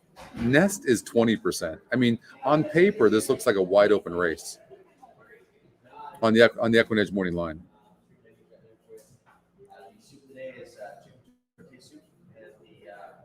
Okay, that sounds like a deal, Greg. Yeah, Paul, I'm with you. I'm with you. I'm with you. But I just want to just say this though. I love Nest. But when you get a horse like this, like Echo Zulu, who's so good on the lead, she wasn't at her best here, but she was also off a layoff. And there's no way you're cranking her up to win this Fairground Oaks. So, and she's going to have a clear lead. I mean, but Yuguri is fast, but I don't think Echo Zulu fast. And the reason is, remember this, the reason why we put the SOR next to the GSR, look what you've got. You've got the classiest horse in the 7 that has the highest SOR and is the fastest horse in the race. Even money on the EquinEdge morning line, top EquinEdge pick. I would imagine Echo Zulu is going to run better. Okay? I would imagine. But I mean, I will say this about Echo Zulu. I mean, she did win the Breeders' Cup Juvenile Filly. But if we look at that, I didn't feel like that was the best field in the world, right? And look at it. It was only 6 horses in the race. Juju's map.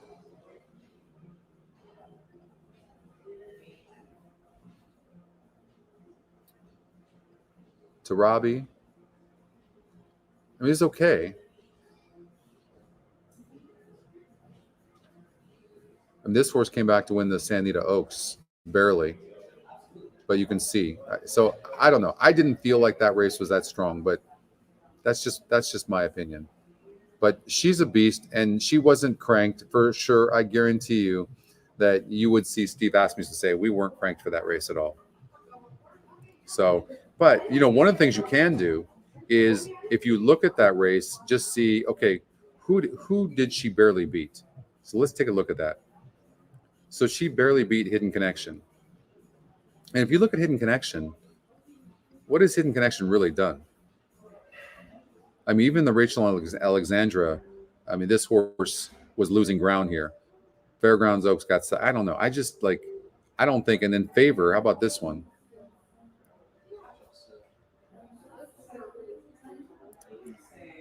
Turn Her Loose. I mean, this horse doesn't look that great on paper, right? Yeah, see, I just... Echo Zulu is Echo Zulu, and I'm sure she's going to be right there. But I think Nest is going to win this race. Yeah. A pick 4 at Churchill Downs. Oh, let's see here.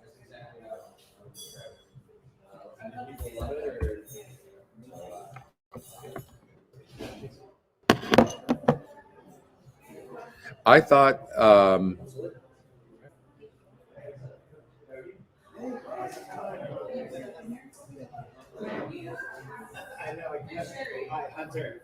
So I had looked at some of these.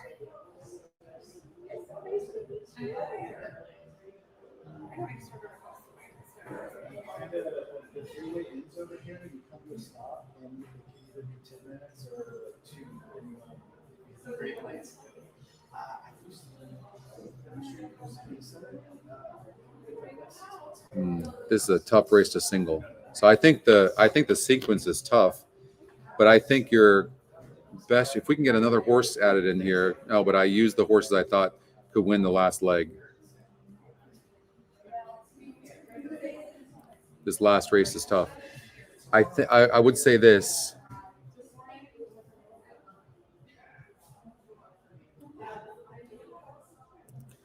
I don't look at things, Jason, based on time myself. So I just think Echo Zulu. You think easy win, Bill? Bill and Jason agree. I disagree.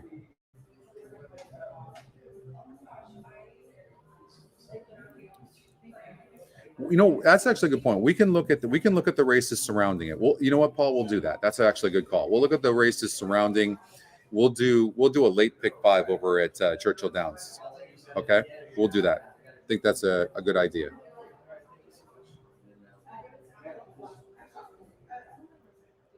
As far as Churchill Downs goes, they take off already. Yeah. Okay.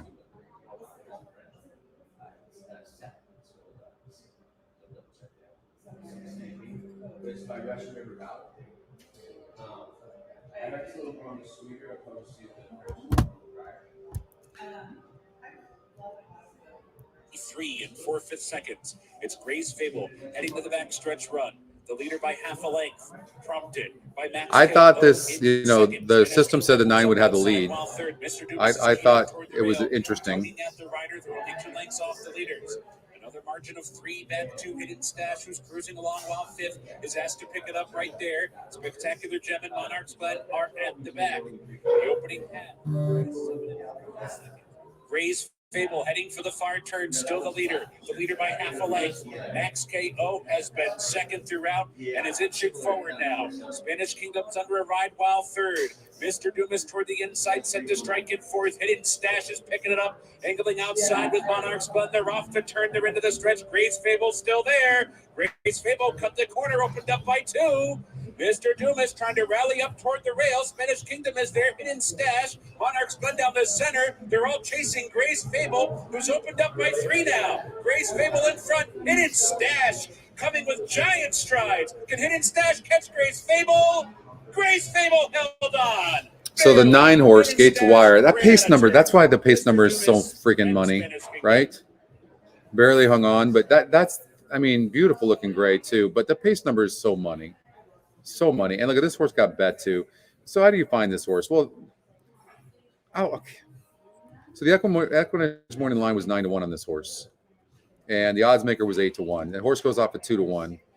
But if you look at the 5 horse, you know, I thought this. The reason I didn't single that 5 is I really thought that 5 was vulnerable as well, because, you know, right here this horse should have won this race, and when that happens, it makes me nervous. I don't like it, and so I just thought this horse was a horse worth trying to beat. But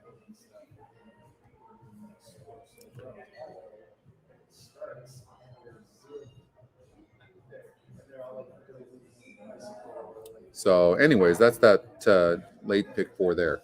Let's look at let's do a late over at Golden Gate, or not Golden Gate, but over at Churchill for the Kentucky Derby. Let's look at a late pick 5.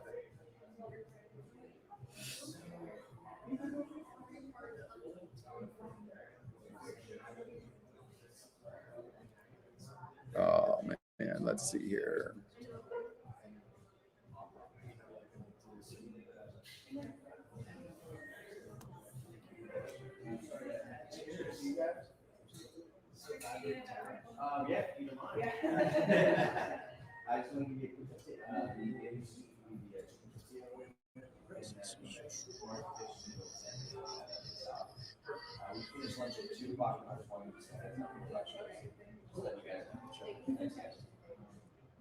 Okay.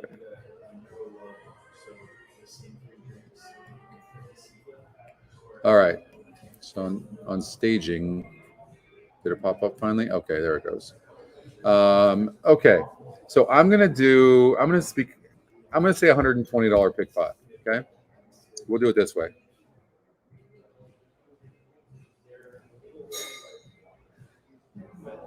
It's supposed to rain all day.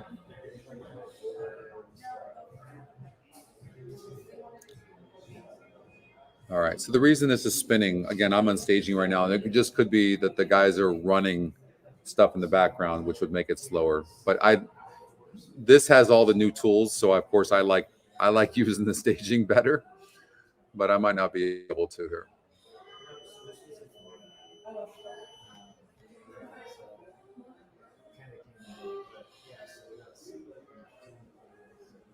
All right, never mind.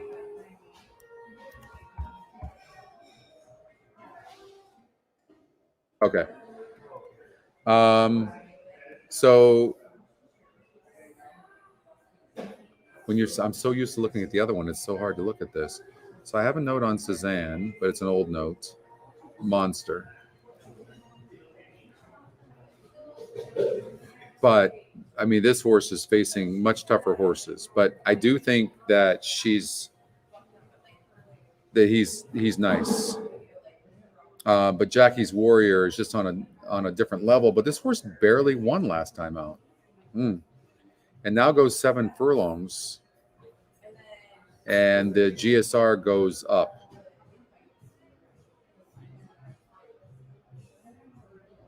And look at it's only 27%. So one of the things that you can do is you look at the last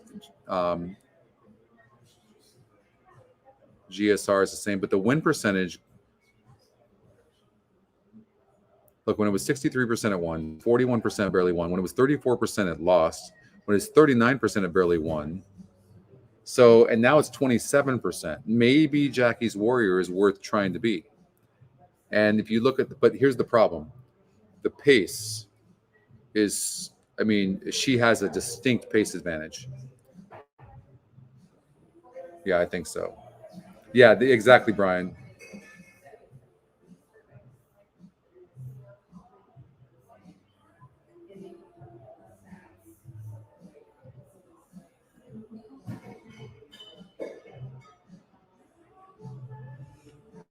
Um.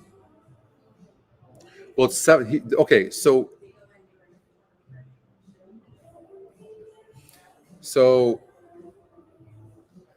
this.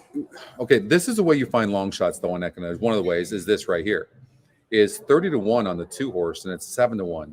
And then when you look at this, the top win percentage is only 19%, in the 10, it's not even in the top EquinEdge picks. I mean, it can certainly win, but this is immediately I can look at this and tell you this race is absolutely wide open. It's a grab bag, right? Absolute grab bag. So I think the 2 horse can win this race. Is there anybody we can eliminate? I mean, maybe this 9 horse, Kentucky Ghost. God, I'm so used to using the staging site. It's hard for me to look at that. So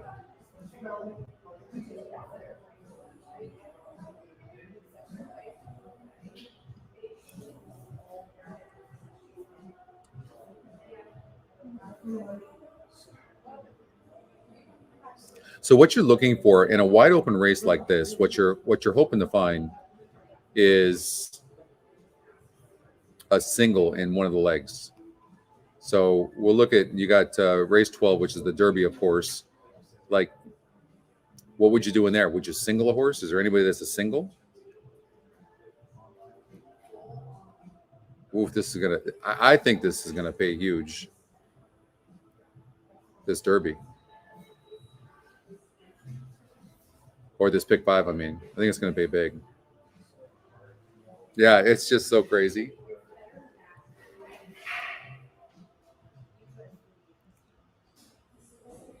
Okay, give me literally 5 minutes. I'll be right back.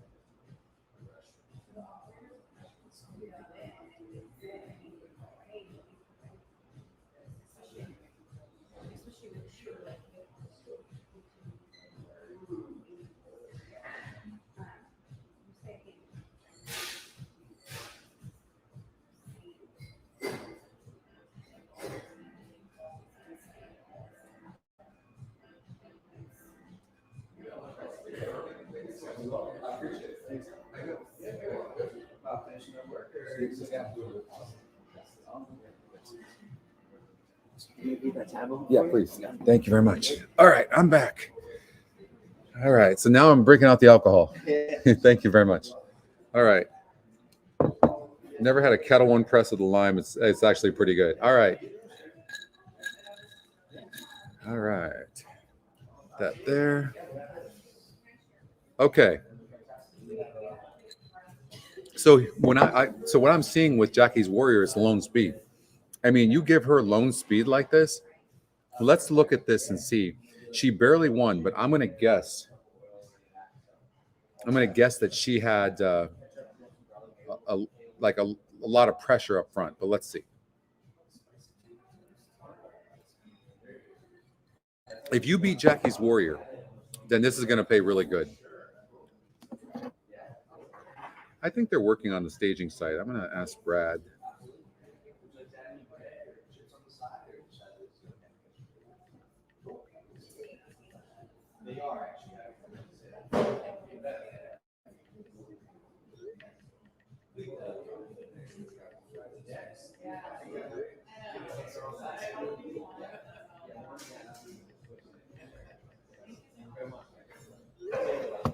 All right. So I just asked Brad if they're working. They have to be working in the background on it. You can see it's just really weird.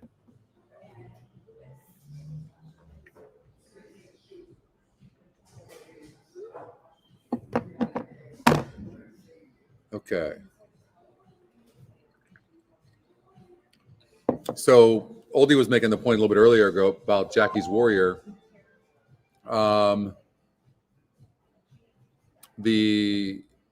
It's second off a layoff. No doubt. And that can make a difference. But we also see when this horse is rated a bit. You see this race? And that was against an 82 GSR. Jackie's Warrior is not a one-trick pony. This is a very nice horse. I'm just trying to... Okay, we were able to get this loaded. Let's see who Jackie's Warrior almost lost to. And that's the 3-horse. And when we look at this 3-horse, this 3-horse had no right even being near the vicinity of this horse. So I'm guessing Mojo Man, no, this horse didn't duel. So this horse, who had way lower GSRs, a decent horse, is able to duel.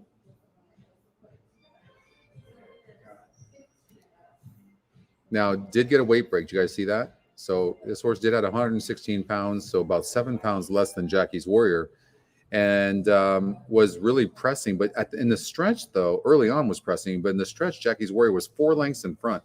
Okay, but again, to Oldie's point, agreed, this is a 5-month layoff. But see, Steve Asmussen is sneaky like that. Like, he's no way he probably didn't have her cranked up. So we saw the same thing with Echo Zulu, right? Same connections. Echo Zulu, Rosario. Yeah.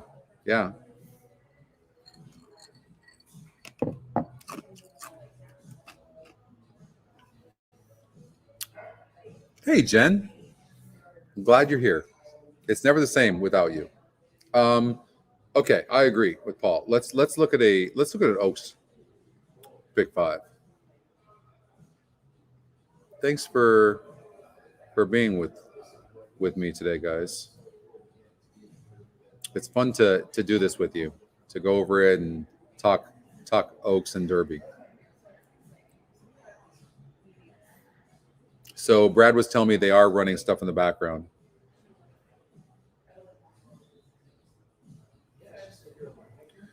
Oh, is that what it was at the time? Thank you so much, Charles.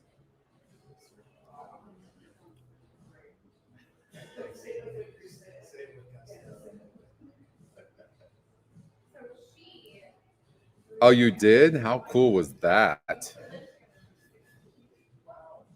Hey, Gary. All right. So Sorry, they're running stuff in the background on staging. That's why it's slower. And I'm so used to looking at staging now and the new mock-up, the new setup, that it's hard for me to go back to the one you guys are using right now. You'll have this same view here, hopefully about a month. There she is, the legend that they call Deb Martin. Okay, God, pick 5. I'm scared to do it. Let's see if it doesn't time out. Come on. Oh, thank you so much. You guys are the best. This community is just the best.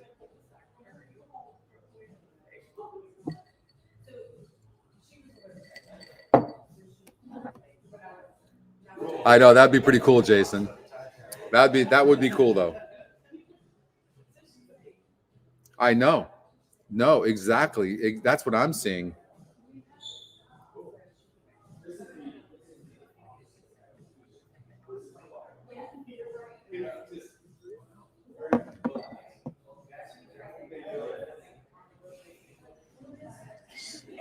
Well, I might be stuck using what we call production, not the staging. Killing me. All right. So let's go to Oaks. I just have to use prod.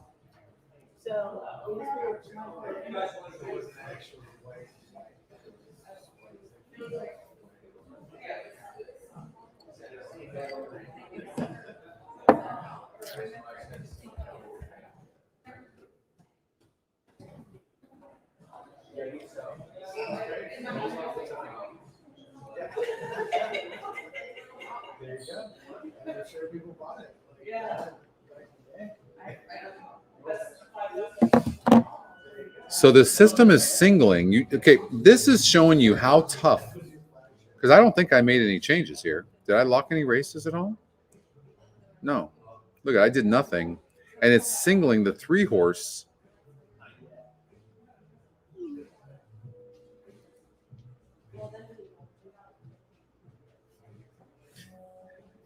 I agree. I have the race simulator still. I do. We do have that.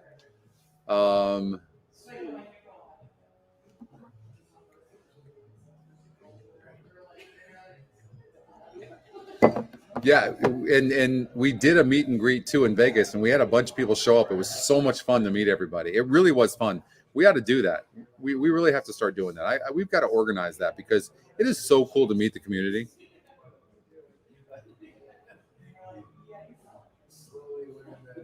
There you go. Hey, Coach. Okay, let's check out the race simulator for the Derby. Not the Derby. I don't think I can pull up the Derby, but let me see here. Let's see. It's just be for fun.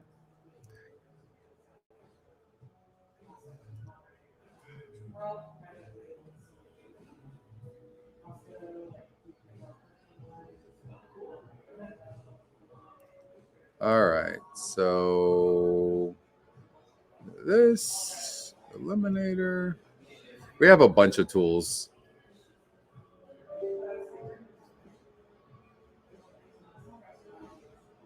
Okay, let's see here.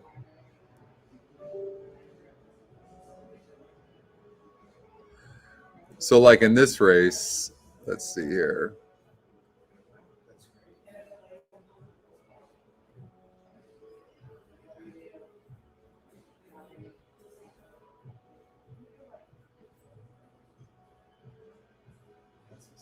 Oh, John must have took the simulator off. Yeah, he had to take it off.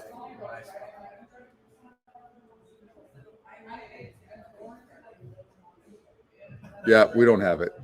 All right, that sucks. That'd have been fun to look at anyways.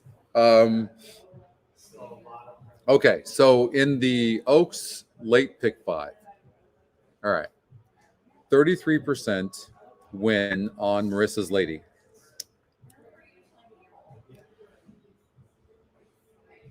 Yeah, no, I remember that, Greg. I remember that.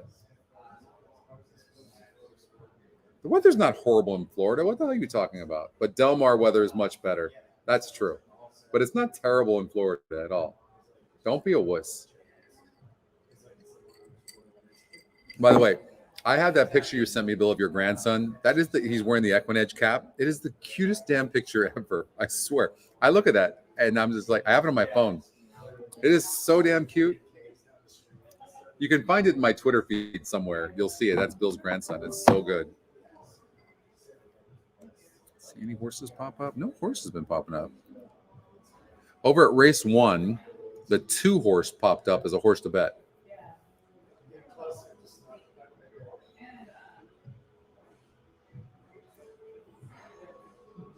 So Dusty's Delight. Oh, the humidity is not that bad. It's not August.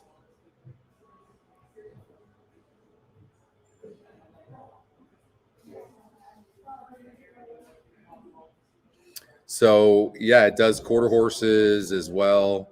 And this 870 yards, and the horse is fast. But look, this horse Tipsy Blood going to be really tough, possibly going gate to wire. So maybe these 2 horses, maybe 7-2. I mean, they have a pretty distinct win percentage advantage, right? Which are you going to be in Miami in June? I'll see you here. Make sure you you hit me up, okay? I would. I mean, if I'm playing Houston,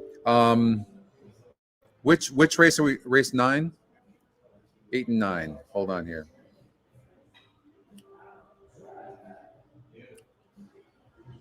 No, I think you have to give them love.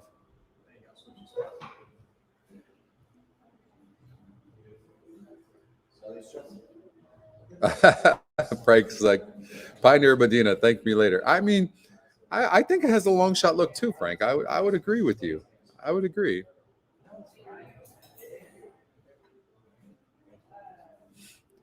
So this horse, okay, the SOR is 78.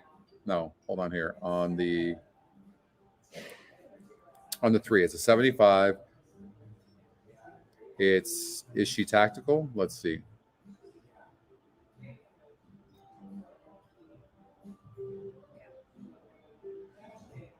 So she's on the dirt.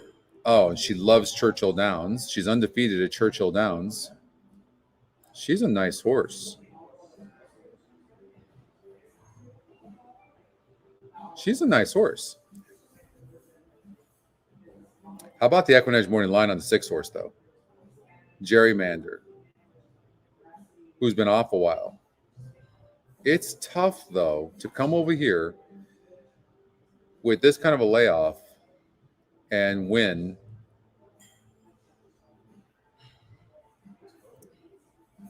Okay, but here's the thing. I will say this.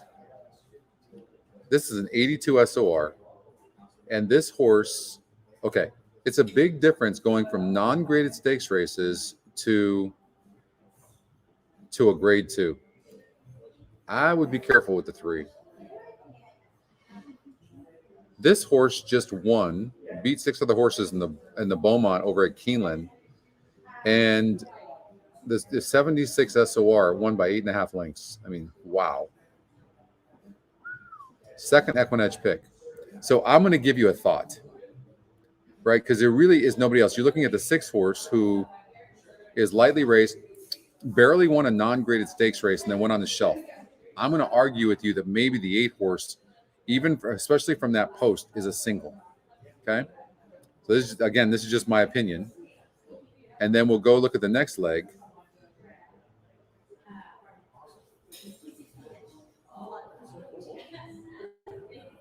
Yeah, I'm not loving Jackie's Warrior at all.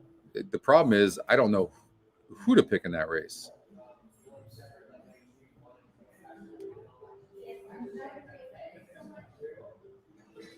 So is the 10 a single? Arrest Me Red.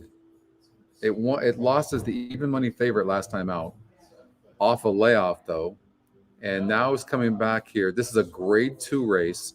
The horse hung on to win a grade 3 race.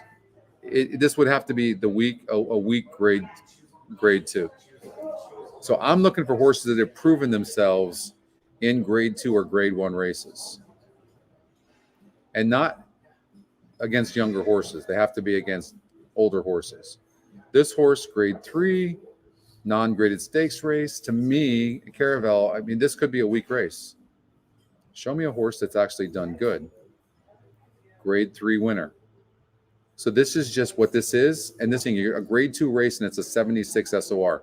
So it's just weaker. Came in 4.32.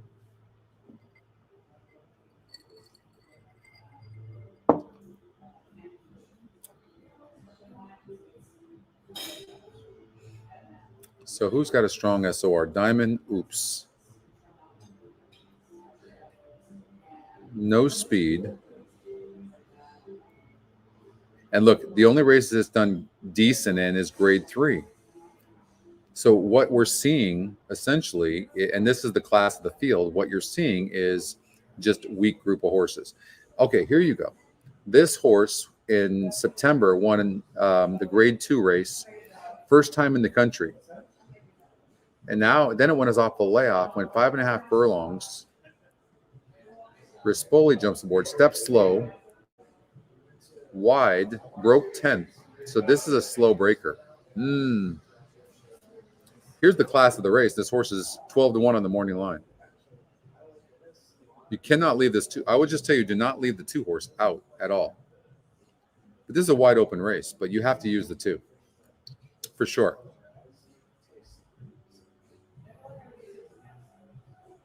I would agree with you on that.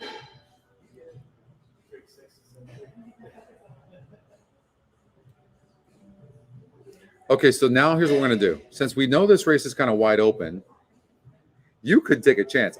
So here's what I got so far.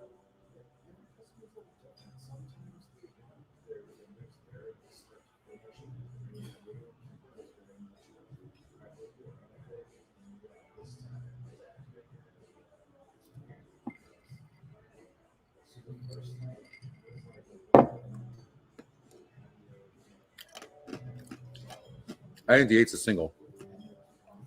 Matareya.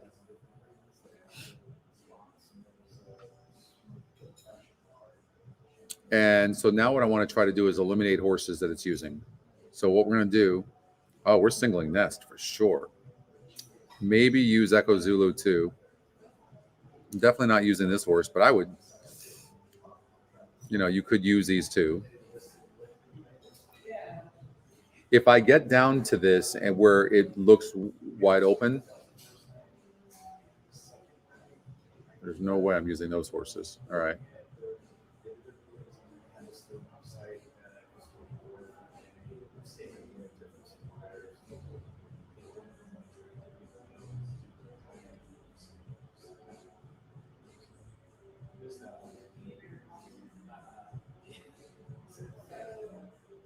All right, let's see here.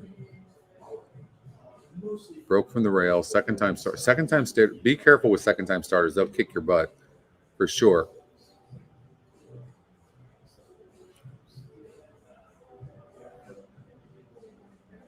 Watch these first time starters too. I don't love horses like this. This horse is 4-1 morning line and 20-1 the EquinEdge morning line. I mean, could it win? I guess it could, but these horses don't win very often. I can promise you that. It had the 9-hole, perfect trip, and lost. Now it's been off a little bit of time, and the workouts seem solid. So, maybe throw it in there, but.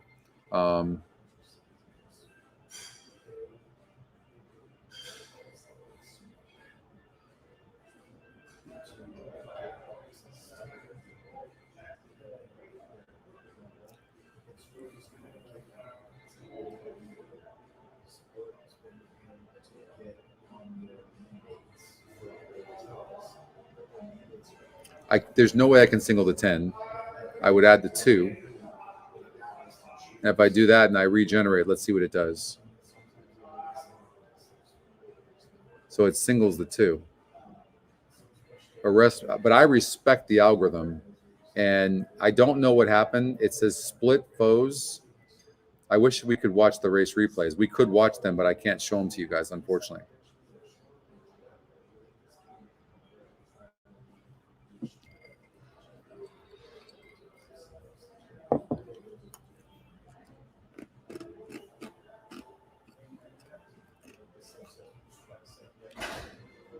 So what you're looking for in these graded races, okay? Look at a grade 3 race in many. Look at the SOR. Make sure you check that out. But a grade 3 race essentially is like a non-graded stakes race. But you start getting into grade 2 and grade 1, you're looking for horses that run good in those races. Okay, so that being said, look, you can see here, grade 3 non-graded stakes, like right there, right? Allowance race, 74 SOR right there. Grade 1, 78 SOR gets its ass kicked. See that? Grade 3, I mean, maybe had a troubled trip. I mean, okay, between horses. Oh, no, brushed upper mildly. So 5 furlongs. The GSR drops a little bit, so maybe didn't like that. This is interesting to me, but this horse somehow managed, maybe just like going down the hill, and that's what I think happened. This is not a down the hill race at Santa Anita is completely different than a straightaway sprint around the turn, around the hook over at like sprinting 5.5, 6. But it's a possibility. This horse just like going down the hill. Yeah, I think I'm agreeing with you on that, by the way. So, and it's not exactly a great place to draw on the rail. I'm really liking, if this horse could somehow break good, I'm kind of liking this, because when I look at the pace, the horses I'm looking at, they seem to stop at this level. Like, look at, when you have a horse like this, face a 72 SOR group, and is an elite easily, and then stops, that's a horse you can, in my mind, you throw out. So maybe you just have to do a process of elimination and go, this, whenever you see a horse that has it very easily, an easy time, like I don't even understand why Brad Cox would put this horse in the Breeders' Cup Turf Sprint. No sense to me. What did the horse do? It won a grade 3 race in the Caress? Ah, I mean, but I don't know. This horse came back. It won off the layoff, and it is EquinEdge's top pick. So, maybe it's a horse you use. 12 horses, EquinEdge's long shot. We take a look at this horse. This is the race we got to decipher. It really is. This is the race. It got a second. Okay, I will say this. Going 5.5 furlongs over at Keeneland in the grade 2, this horse got second against 9 other horses. But prior to that, what did it do? I don't know what to think about. I mean, that completely throws me off. Because this horse is losing against a 66 group, right? You see that? When's the last time this horse won? It wasn't in the last 8 races. It's a hard horse to choose.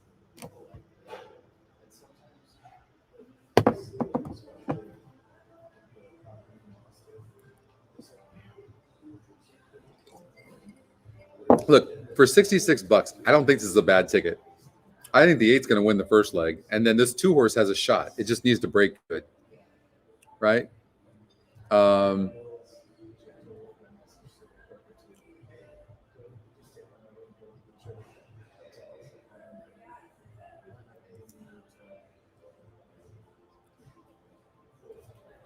But I think I would, and the system it's singled is 10. It's 27% to win. Let's look and see how fast this horse is. 10 horse is tactical, 27%. It's 2 for 2 at the surface and distance. Let's see who it's beat. 5.5 here. It won barely against a 72 group. What was the level? Non-graded stakes race. And then here against a 48 group breaking its maiden. So it likes the distance. It's very consistent. Where did it run bad?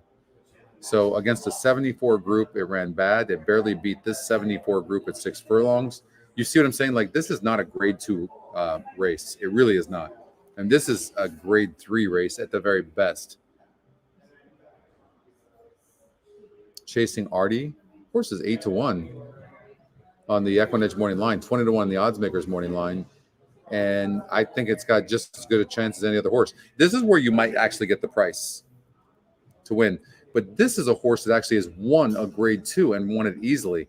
Here it was a step slow. It was 4-6 wide. It broke 10th. And Gaffleon gets off, and you get Rispoli, who's not my favorite guy. But, and by the way, too, that was off a layoff. And this horse was finishing and lost by 6.5 lengths after all that. I have a feeling this is the best horse in the race. I do. Yes, this horse won and went gate to wire, but could it go gate to wire here? It won easily.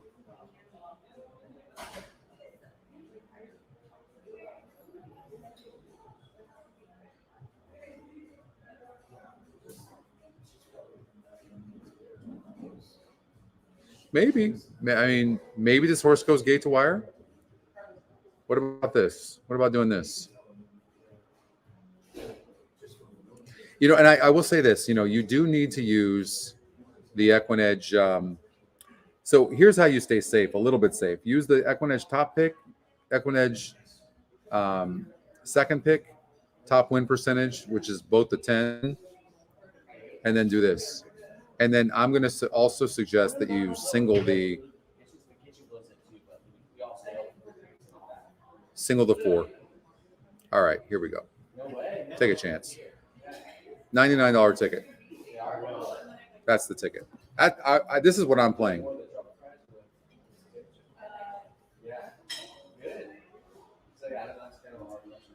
Okay. Oaks. Done. Wet turf.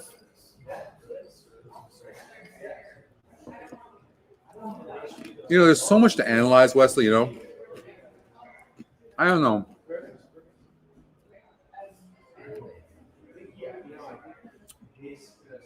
I mean, you're talking about sprinters. I don't think you have to worry about wet turf, at least in the Oaks, right? Or in these 5 race the sequence here.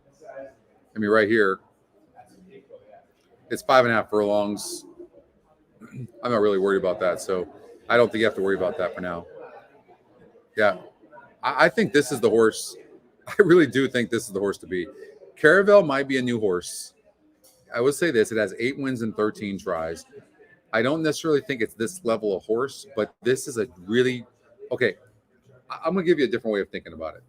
This is probably a grade 3 group, and the horse might be feeling good about itself going gate to wire. Now, do we have to worry about Corrales getting off this horse and Tyler Gaffleon getting on? Where'd Corrales go? Let's see. Jockey trainer. Corrales got off the 3 to ride the EquinEdge long shot. Do we need to worry about that? This horse did get second. Isn't this interesting? Shit. All right, let's add the 12.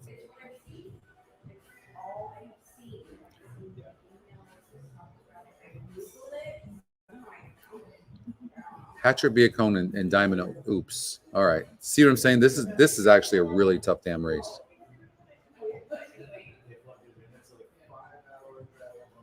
I don't like this horse.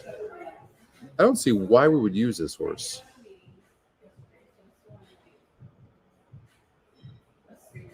In fact, like this horse is right here all the time and then loses. A $40,000 starter allowance, this horse loses. I don't care if turf or no turf. Oh, the GSR dropped to a 59. I don't like this horse. I actually think Corrales got taken off.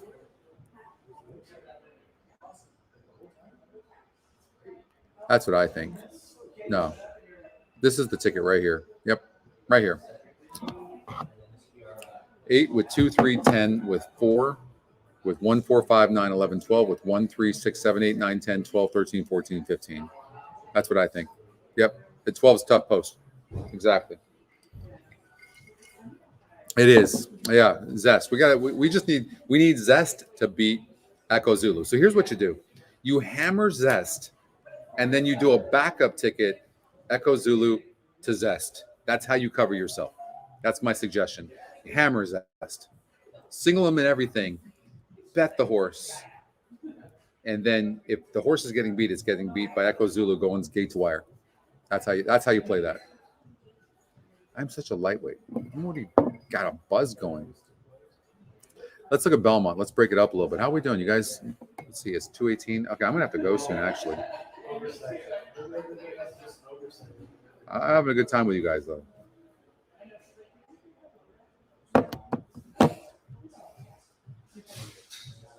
All right.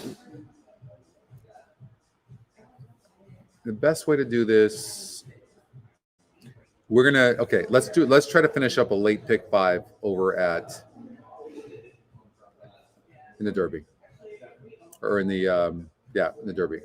Okay, 120. So we got the Oaks pick 5. Let's try to do the late pick 5 in the Derby. I am such a lightweight. Okay. Jackie's Warrior. Okay.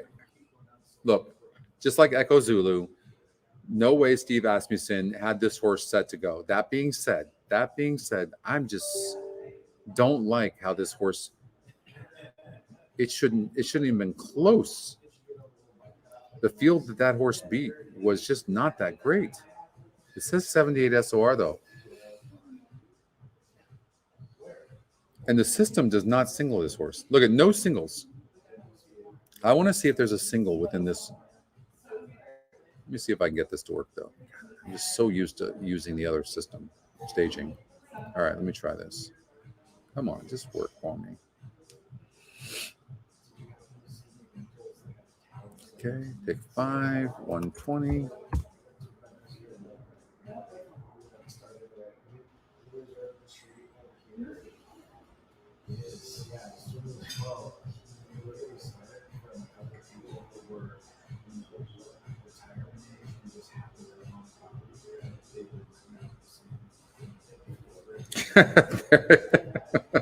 There you go. Oh, all right. I can't get staging to work. Killing me. All right. I'm just going to see if I can somehow find a single.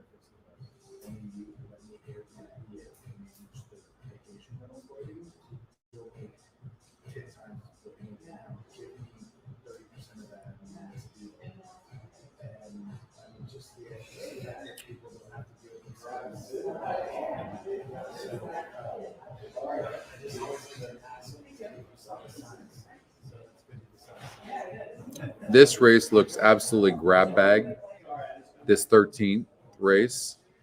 I just want to find a single. Can we find a single between this 6 and 12? Both of them have no speed. I can tell you it's always very dangerous to try to single horses that have no speed unless there's not a big field, one, right? So horses that they have to pass. And other than that, it's like really tough to single a horse like that. Hold on here. 6 and 12. I wouldn't do it there. Oh, man. I truly think this is going to pay huge. And the Derby is wide open, too. I'm starting to really get on Zandon because I personally think Flavien Prat's the best jockey in the country. Irad Ortiz right there. Those two. I don't think there's anybody else.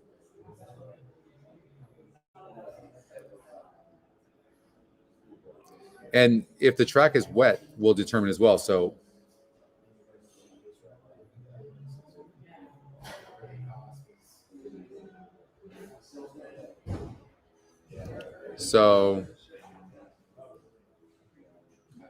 yeah, Jeff, I'm sorry. I can't look at that. One, I don't have the time. I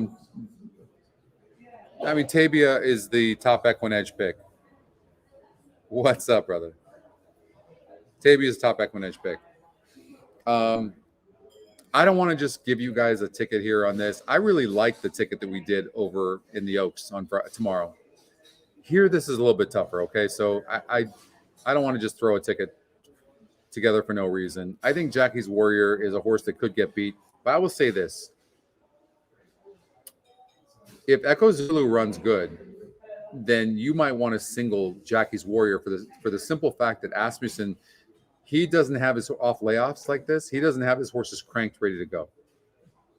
I will say that. Just watch how Jackie's Warrior runs, and that could be an indication of how Echo Zulu is going to run. But I really think Nest is the real deal. All right. So, hey, Elliot. So, pool's going to be huge in the next couple of days. So, all right, you guys, I have to get out of here, but I had such a good time with you guys. This was way busier than I thought it would be today, being on a Thursday. So no, all good. Thank you. You can close it out. Thanks, brother. So thank you guys very much. I'm out. I have to go. I have an appointment to get to, but I love you guys, and I so appreciate your support. EquinEdge does, the entire team does, and big thank you to them. And I hope you guys crush it. I can't wait to hear all the stories, and make sure you tag me on Twitter. I want to know how you guys are doing and what you think. Okay. So I hope you guys enjoyed this as well too, and all of us at EquinEdge really appreciate you guys. We'll see you later. Enjoy the Oaks and the Derby. Go Nest and kill it, and we'll talk to you. We'll have a show next week. Okay. We'll see you later. Bye.